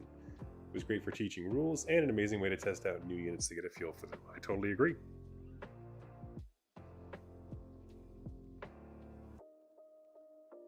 Totally agree. Would not be surprised if it was part of the inspiration for Spearhead, to be perfectly honest with you.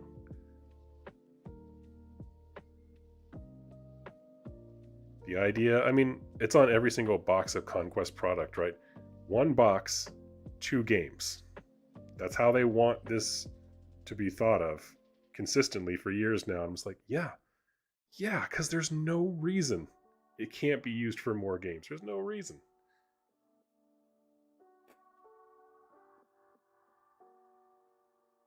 Grab these. I'm just going to put the base layer on the door.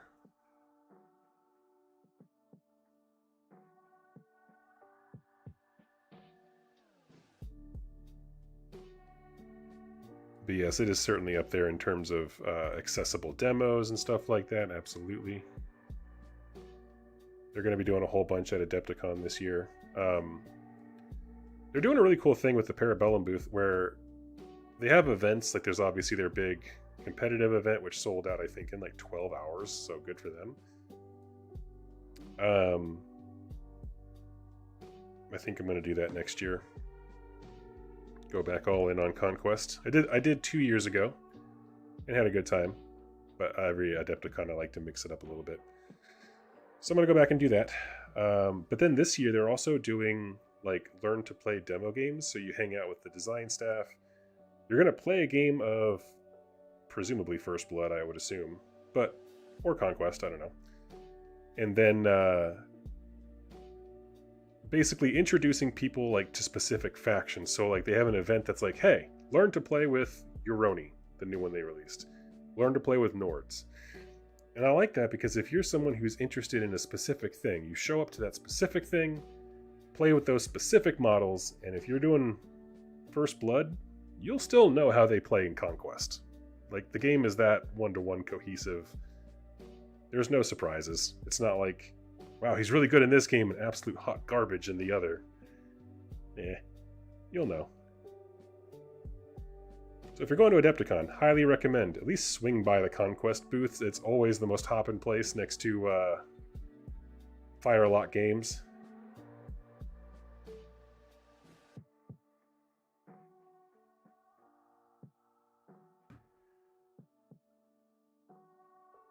Biggest bummer I have on Conquest that there's not enough lore. So I wish they'd put out some novels. So I know that they're working on that. They are a late in production, meaning it's well on the way, for a role-playing game book, which will presumably have a ton of lore inside of it. So I'll be doing a bunch of videos based on that. And what else? I thought there was... Oh, they're coming out with a new... What do they call them? Not companions. I'm trying to think of the name. They have a name specifically. Oh, it is Companion. Okay. They have a series of books they used to do called Companions, where it basically... It's just a lore book. It has stories of events that happened in the past, as well as any new faction lore that they've released. So this new one, I imagine, for example, will have stuff for Euroni, probably city-states, maybe. Although I think they were in one of the other ones, but they've expanded a little bit. So I think it'll just, yeah, it's coming. I met their lead lore guy. He's the sweetest human being in the world. And I just can't fathom the amount of pressure on him to constantly produce more. I don't envy that.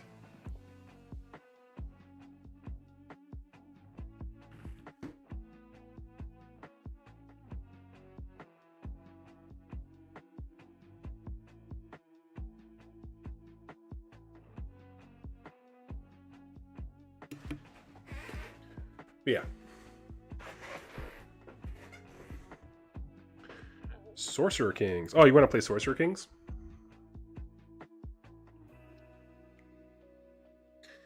They always seem pretty rad.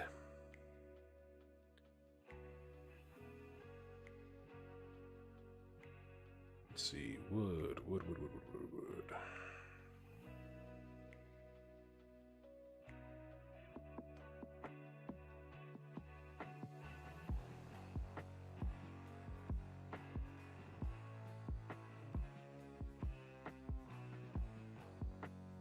Nice, that'd be cool. I like the campaign books. Also agree with Cameron.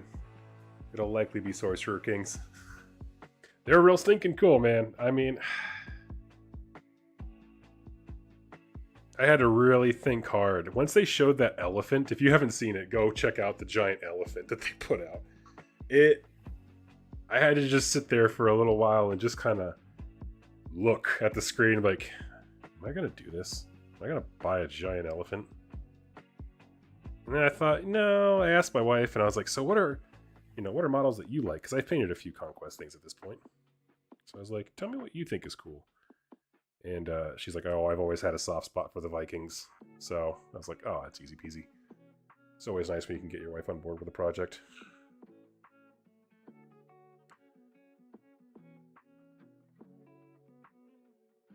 My finalists for my project were the city-states and the Nords, and so her vote was the final straw. In the city-states, I mainly just want an all clockwork hoplite army. They are, think of them as like historically Greek army aesthetics, but like with all the Greek mythologies almost coming to life. So like the mechanical owl used in Clash of the Titans. They have mechanical hoplites who are there as soldiers. They have standard soldiers, hoplite type guys. But minotaurs and mechs and I don't know, all kinds of cool stuff.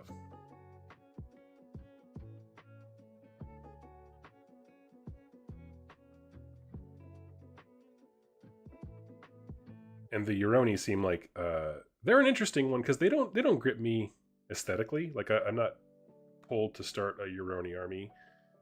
They're beautiful, but I look at them more as pieces of art than like a actual army I'd want to move around. But the reason that they stand out to me is because I had never heard of a game company designing a faction to be the easiest faction to learn.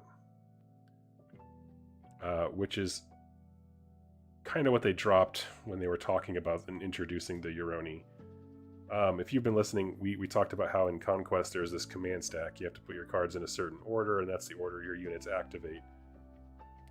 And that could be a lot of mental tax for someone just getting into the game. And so the Euroni are like, you can activate any unit when you draw a card from your command card, but they're mediocre unless you pick a type of card, a type of unit that matches the card. So like, for example, I can't remember all the different types of elements they lean to, but let's say you had a command card that said Chi, okay, like spiritual force or whatever. You draw that one, you can use that card to activate anything on the unit, but if you choose to activate a unit that has the same type, Chi, and you activate them, they are like super powered. And so it makes it very interesting because you're not penalizing anybody for choosing, you know, X card over or X unit over Y, but you are dramatically reinforcing them to doing it the way everybody else does. And it's in a way that they see the benefits in practice, right? If I get good at planning which unit activates, wow, that's really good. What if I did that in other factions? Kind of a thing. And so I like that design idea.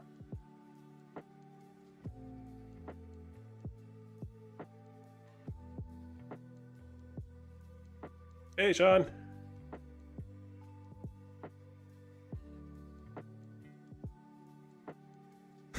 Doug, I stared at that elephant for literal minutes. Yes. Isn't it beautiful? It's an ivory statue of an elephant that they animated. If this wasn't a painting stream, I would definitely pull it up and show you, but I'm kind of hands full at the moment.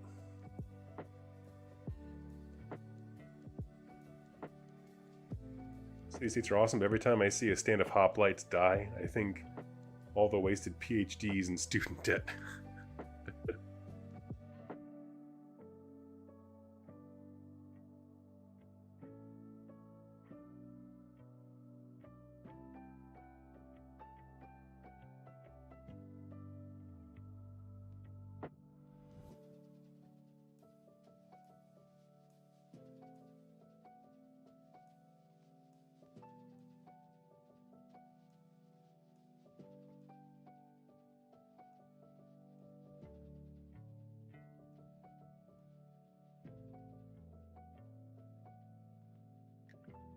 Cool, painting some Spearhead terrain myself. Nice!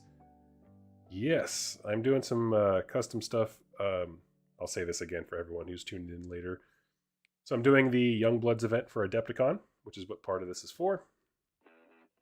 And then part of that is the kids are going to be fighting over different parts of the cities of Hammerhall, Akshi, and Gyra. And so the one I'm having in my hands right now is going to represent the market. Behind there is the Waterworks, and off screen is my graveyard. So stuff that would exist, you know, kind of in both places.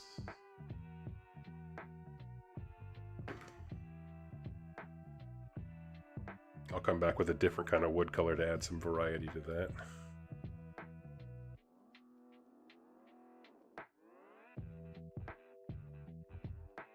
Right now we're just blocking out colors. That's the boring part.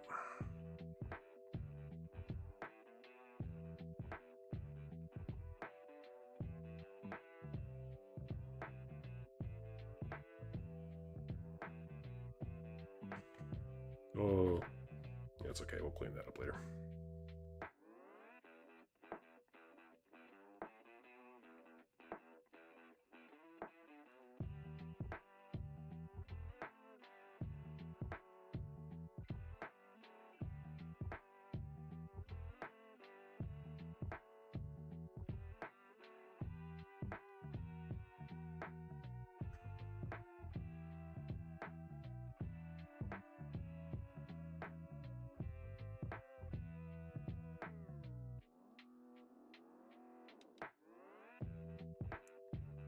How has the AOS been treating you 2+ stuff?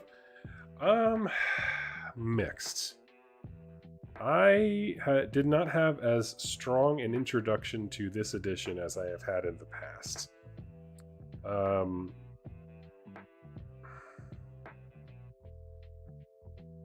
Part of it is the local store that I mentioned before that had closed down. Wonderful people there. I cannot emphasize that enough.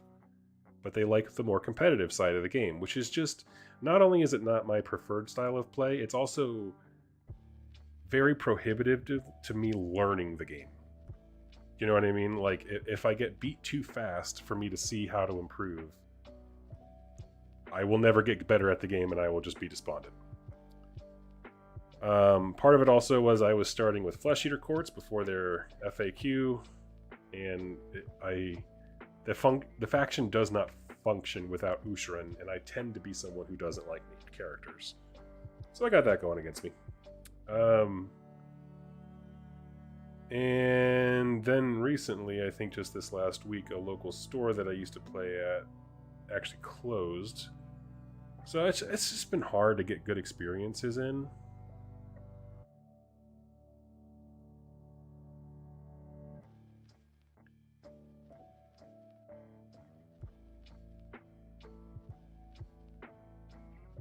So, how's it treating me?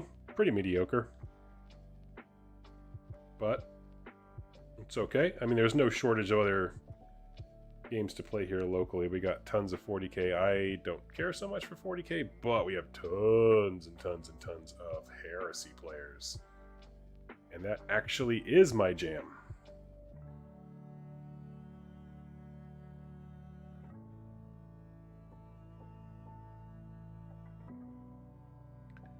I plan to be there tomorrow, but unfortunately my cough is just lingering, and I don't want to get anybody sick or, you know, get shady eyes stares from people at the game store as I'm like coughing up a lung. So it might be a stay-at-home kind of week.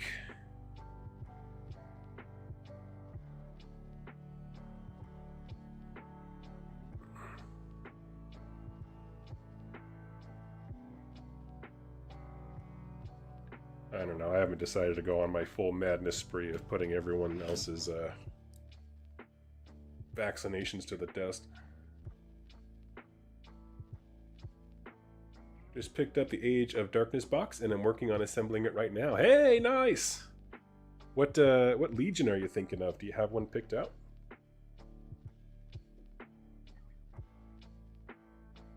So mine are the Sons of Horus. So when I first got the Horus Heresy stuff, I was living in a different town and I just was not sure if I was going to be able to get games, but I just wanted to do a hobby project because the box art and their release video was so cool. And so I was like, okay, well, if I get a box, even though my favorite Legion in the stories is Wordbearers, I am going to paint these as Sons of Horus, specifically because of the Loken and Abaddon model set, because at that point I could play a Loyalist or Heresy Sons of Horus, and they are everywhere in the universe because Horus sent his boys out everywhere to make sure everyone else was doing their jobs. So I was like, you know, it's a narrative force for a game that I might not get to play a ton. So I want to make sure that I can always fit in, right?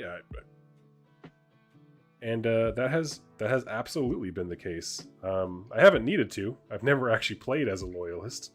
I built my collection around a Traitor Rite of War, but I can easily expand that. But yeah.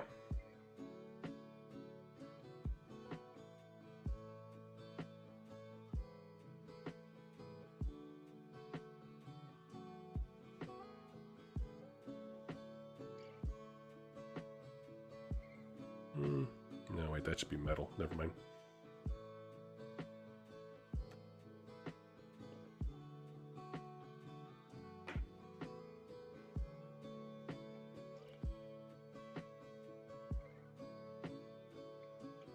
I think I'm gonna go with salamanders. I just played against salamanders recently, and they seem super fun.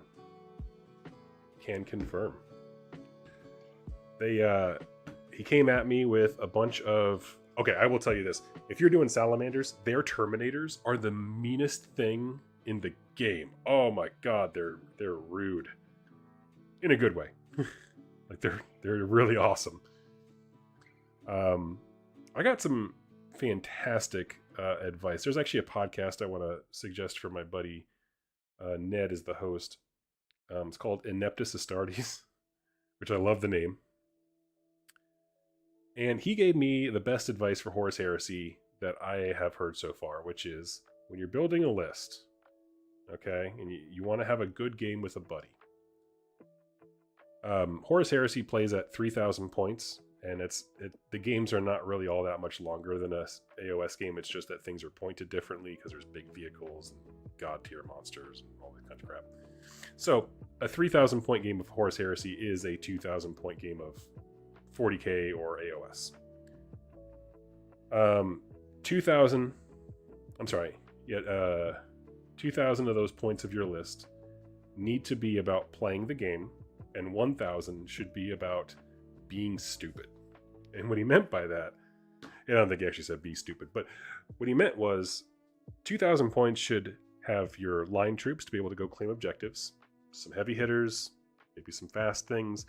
But a third of your list should really be reserved for really exploring the flavor of your particular legion.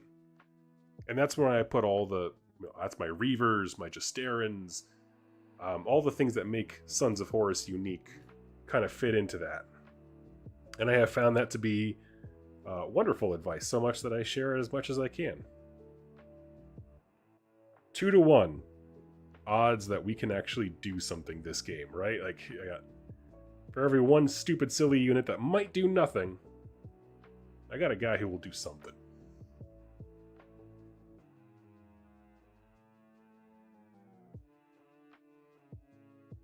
I get you, I'm surrounded by killer players in my local meta, so I vibe with that statement.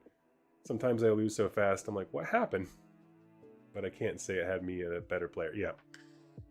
Well, and then there's just some stuff where I'm going to preface, everyone in this story is a cool person, and I would all play them again. But there was an event that made me raise my eyebrows, okay? I showed up to a local game night. I see 3 guys at a table getting ready to start a game. Do a 2 versus 1. And I said, hey, you know, I just showed up. I don't have an opponent. Do you guys mind if I join you? We could do 2v2. They said, oh, hell yeah, absolutely. So I got myself pulled up to the table. My,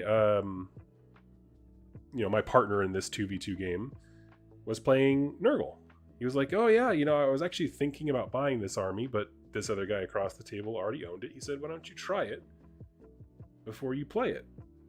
And also, it's my first game of full 2,000 point Age of Sigmar. This is soon after 4th dropped.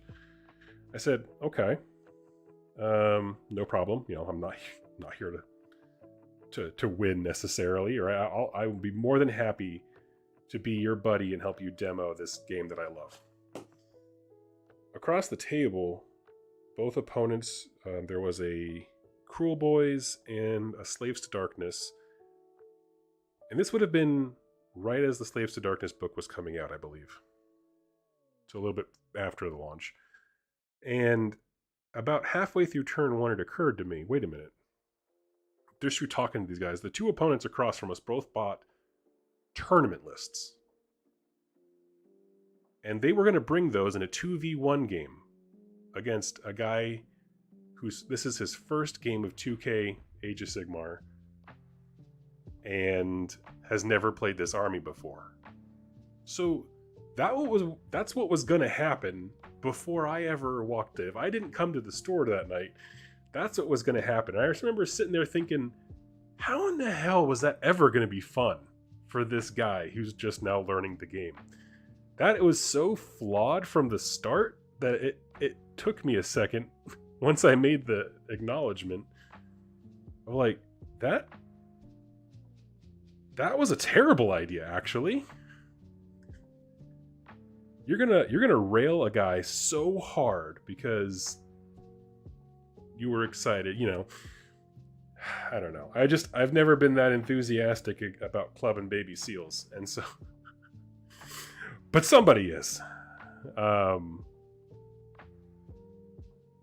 And so that was really a moment where I was like, that's not cool. You weren't setting him up for fun. I don't like that. And so that's kind of when I started to take a little step back from the local scene. It had nothing to do with my my partner, the guy on my side, right? He was doing great. He was just learning the army. On the other side, I was like, that was not cool that you set someone up to feel that way.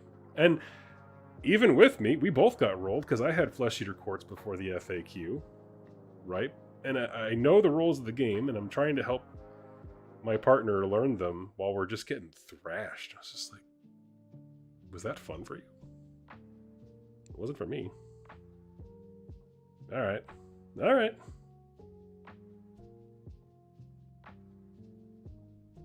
I love getting curb stomped when I'm first learning a game. Exactly. So I was just like, so what did you think you were teaching him? How to cry? Like, what?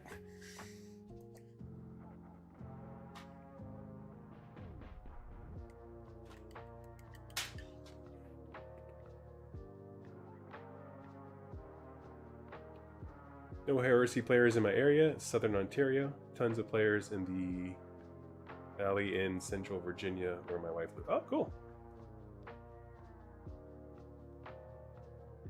Nice. Central. First play group was run by a guy like this. Was just looking for baby seals to club. Can't say that play group lasted long. Yeah.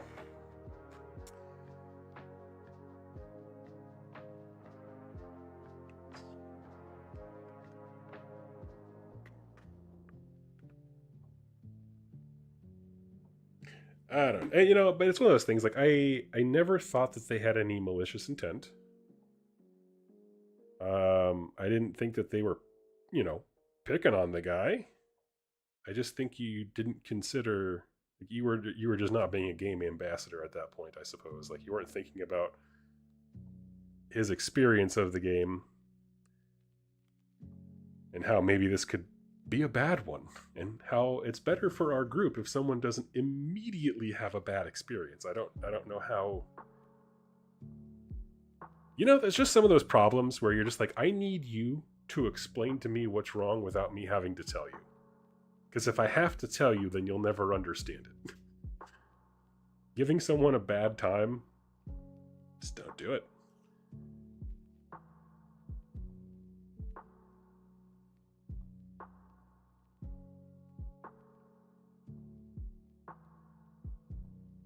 For some reason, I thought there was one more thing. Oh, that's right, the basket.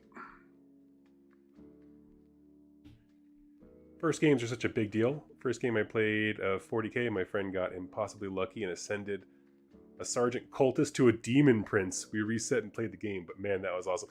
I totally get that. In the old edition of 40k, I had a character, a unit champion, turn into a demon prince, and I was over the moon. That was like, please see a doctor if you have an erection lasting longer than 8 hours kind of a thing. I was so stoked. That was the old one where you had the 2d6 table about like rolling on the Eye of the Gods, and I think that would have been like 7th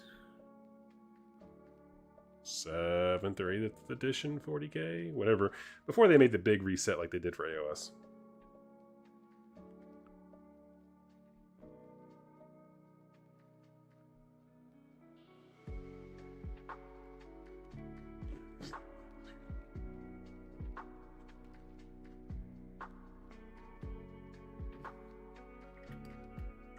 Always important to consider your opponent's experience, and that's what it is. You know, Cameron, it's when you go to a tournament where those lists that they brought would have been completely appropriate and encouraged, the TO has essentially already had the conversation for you about what kind of fun we're going to be having today. Right, and they do that through the rules pack, through the kinds of awards they honor, you know, whether it's like more about the hobby or more about the gameplay, that kind of stuff. Again, the TO is having the discussion of how we are going to have fun today for you when you sign up for the event. When you go to game night, you have to be willing to have a conversation. What kind of game are we playing? Are you practicing for something? Do you want to try a cool list you saw on the internet? Yes. Okay. That's different than, hey, I brought this cool fluffy list with this great story that I've been working on, you know, kind of a thing. It's just understanding what everybody wants. And it's again, it's why I think GW games keep leaning towards the competitive side, and things gravitate that way. It's because they're having the discussion for you. And for some reason, I don't know, folks seem averse to that. I know what Warhammer is, but you know what? It's Thursday night. I got a little beer in me. What do we want Warhammer to be? That's the question. Yep, that was 7th. Agree with Cameron. I often find that once two people get invested in the game, they tend to skill up together. Yep.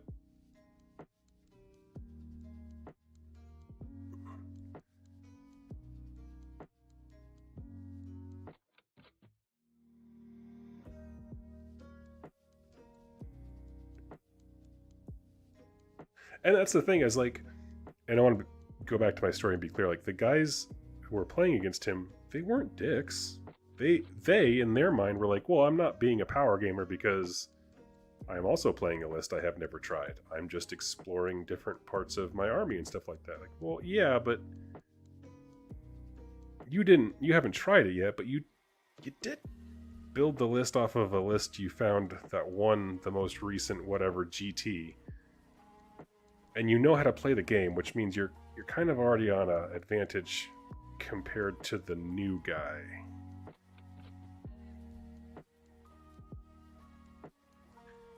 I say that because I don't want to disparage people for trying new lists and stuff like that. Do whatever.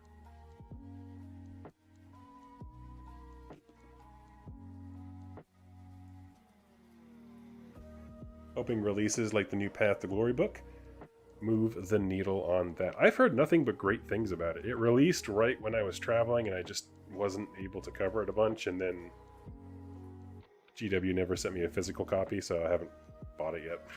But I have heard great things. My buddy Brent, who was formerly of Rerolling Ones, he adores it. He's been getting games in all the time, he said.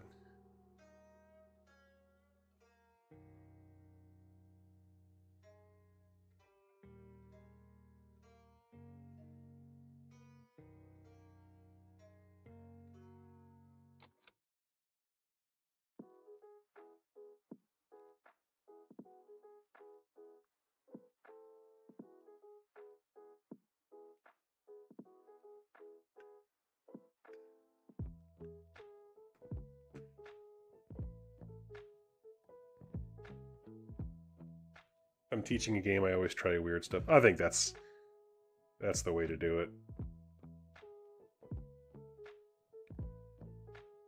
When I give demos, I try, what is the best looking worst model in your faction? That's going to be your centerpiece. Right? If you're like, wow, this zombie dragon hero is absolute hot garbage, it's his turn up to bat.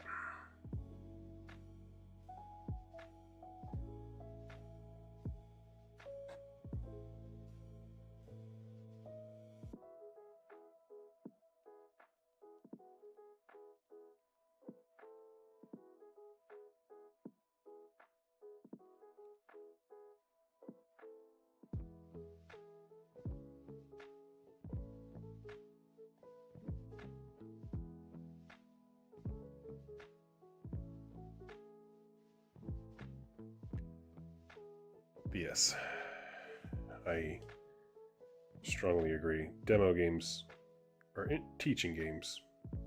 They just got to be different, and that's okay.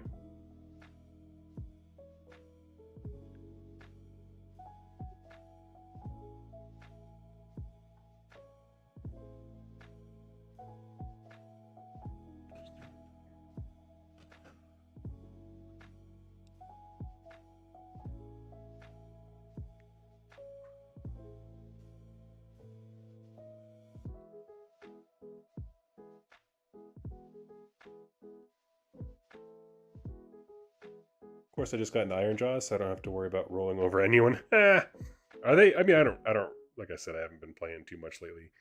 Iron Jaws not doing hot.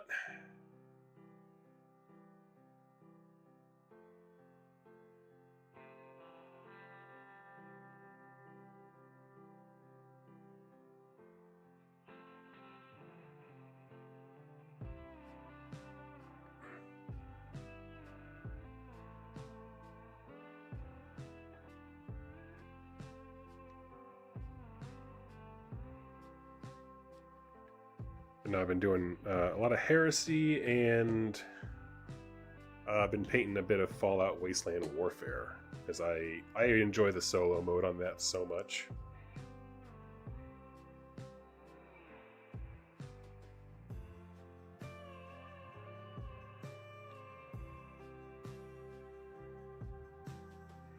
Although Port Royal, I think, has the so far the market on AI gameplay fun.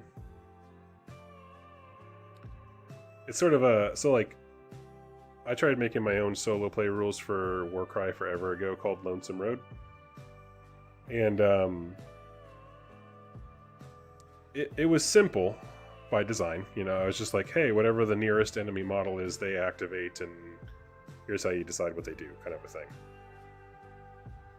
And It was fine. It didn't have a lot of, I guess, intelligent design behind it, meaning like the computer wasn't really super responsive. If I did an action, it would just always pick the closest model and do XYZ. And so Modifius, who does Fallout Wasteland Warfare, went the complete opposite direction, and theirs is granular instructions to make intelligent AI to the point where it feels like reading a textbook. It's not actually that complicated. They just wrote the words in the wordiest style, and it's very cumbersome language to describe what they want you to do. But I think Firelock Games did a good medium where you have a deck of cards. You can use a standard bicycle card deck, but they also have like a bespoke one that you can buy on the side. And essentially, you flip a card, and what actions the AI does are determined by A, the value of the card you just flipped, and B, what the score of the game is. And that's the important part. If the computer is winning, it's going to have actions that reflect holding and defending. But if it's losing, it makes the reactions much more aggressive. And that is cool. Because then it feels like you're playing against an opponent, right? You're not going to have someone just leave the objective because that's what the random die told them to do. It's like, no. He's going to stay with the objective. Because he's winning. And he's going to hold it.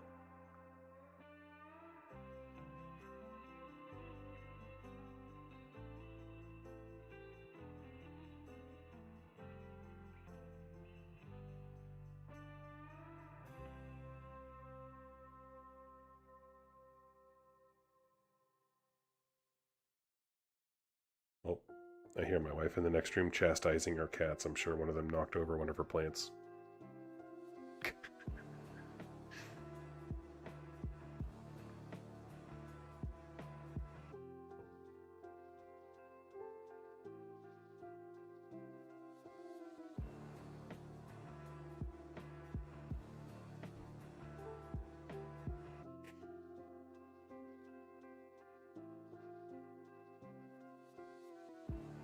If it wasn't for the seal clever.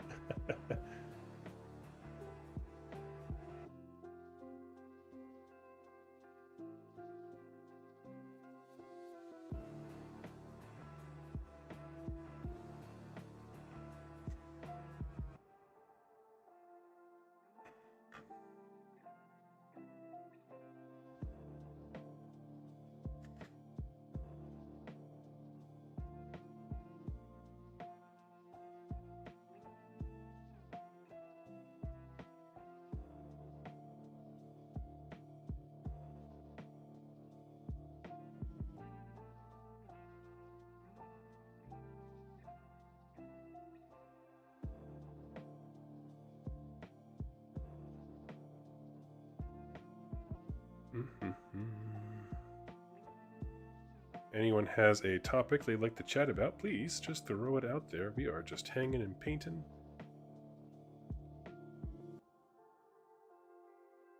How long have I been at it?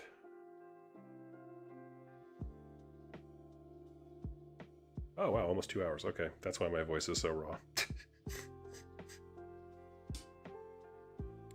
Explained.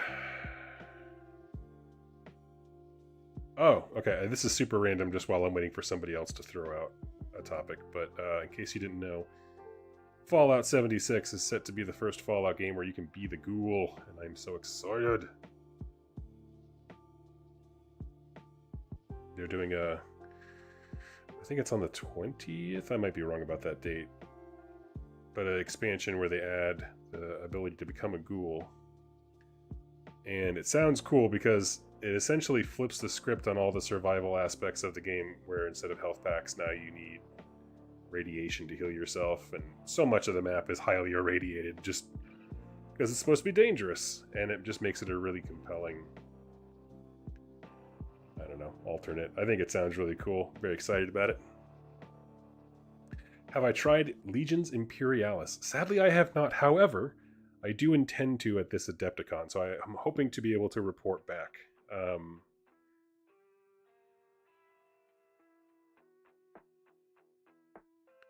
Actually, here's a bunch of fish. So I'm going to paint them with a base of silver.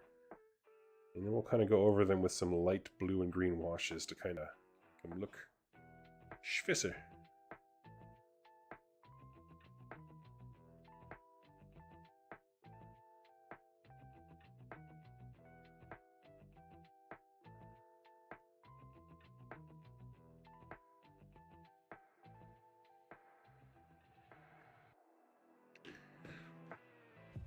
Got Fallout 76 installed, but never played. I guess I know what I'm doing later. It is a little crazy. When you start playing, they created a prompt at the beginning where it says instead of starting at level 1, you can jump to level 20, and they'll basically give you a bunch of perks that you would have otherwise slowly earned all at once. Like you'll pick, I want to be a rifleman or a shotgun guy or a pistol, and it'll just give you the perks. Just try that. Because the build up to that point is just not terribly exciting. And it's really nice at that point, you know, if you take that option, the second you enter the world, you can just jump right in and start playing without having to be too skittish. I mean, you can do whatever you like, obviously, but I put that out there because it's, when I first saw it, I was like, really? You're going to start the game by offering me a way to skip a bunch of it? But really what it is they did an update to the game system where if I'm level 5,000 and you're level 12 and we're fighting the same enemy, the enemy's strengths and weaknesses and stuff will reflect our different abilities. So if I hit it, it'll do some damage and you'll still be able to damage it even though you are relatively way weaker than me. And so what it does by jumping in at the higher level, it just kind of allows you to jump with all the perk upgrades into being able to play with higher level players faster. So if you just want to jump into the online play side of things, that's what it's there for. And to that end, as far as a solution goes, that's pretty simple.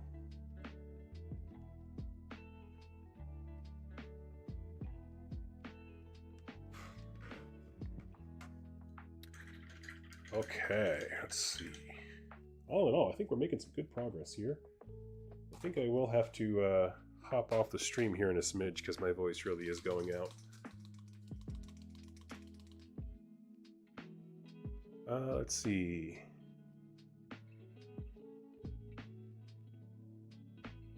Is having a team or a gaming club an advantage over a player that doesn't? Not. Okay, how about this? If there is a benefit, I don't know about it. Because like, other than having access to reliable games to practice, because that'll make you a better player. If your team has like a league night or something like that, that'll certainly make you a better player. But outside of that, like, I don't know. I played in events, and my buddy, who you know, Jack, also played in events, and he's in a team and I'm not, so I never really felt like he had some kind of advantage that I didn't. Other than, like I said, he can practice more and get some other feedback. You know, it also helps just with vicarious learning. So like, if we're hanging out for the next round to start at an event, and somebody on my team says, "Yo, dog, you see you got Nurgle next. I play Nurgle. Here's some things to look out for." That's technically an advantage of having a team, but it's I mean, it doesn't help you in the game, right? You could still choose to be a moron, and you can still roll terribly, and you can still, it's still a dice game. So like, does it? I don't know. Not enough for me to feel like I'm being cheated off of anything. How about that? Is level 20 the max level? No, there is no max level in Fallout 76. It's just they give you the option to start at 1 or 20. And I was just saying 20 is fun because it gives you enough perks to start immediately engaging with the game rather than having to slow roll the survival aspects. So that's all. There's no max level or anything like that. You just jump right in and start killing stuff. If you play on Xbox, look up 2+ stuff. I'm on there. But all right, friends, I'm going to hop off. We made some fantastic progress today. I'm very happy. These are coming along nicely. So we have our Waterworks. I still have the signs to paint on this one over here. And most of the blocking done for our short pieces of terrain. And then I'm just going to worry about basing all together. So thank you all so much for hanging out with me. Y'all are the best, and I will check you out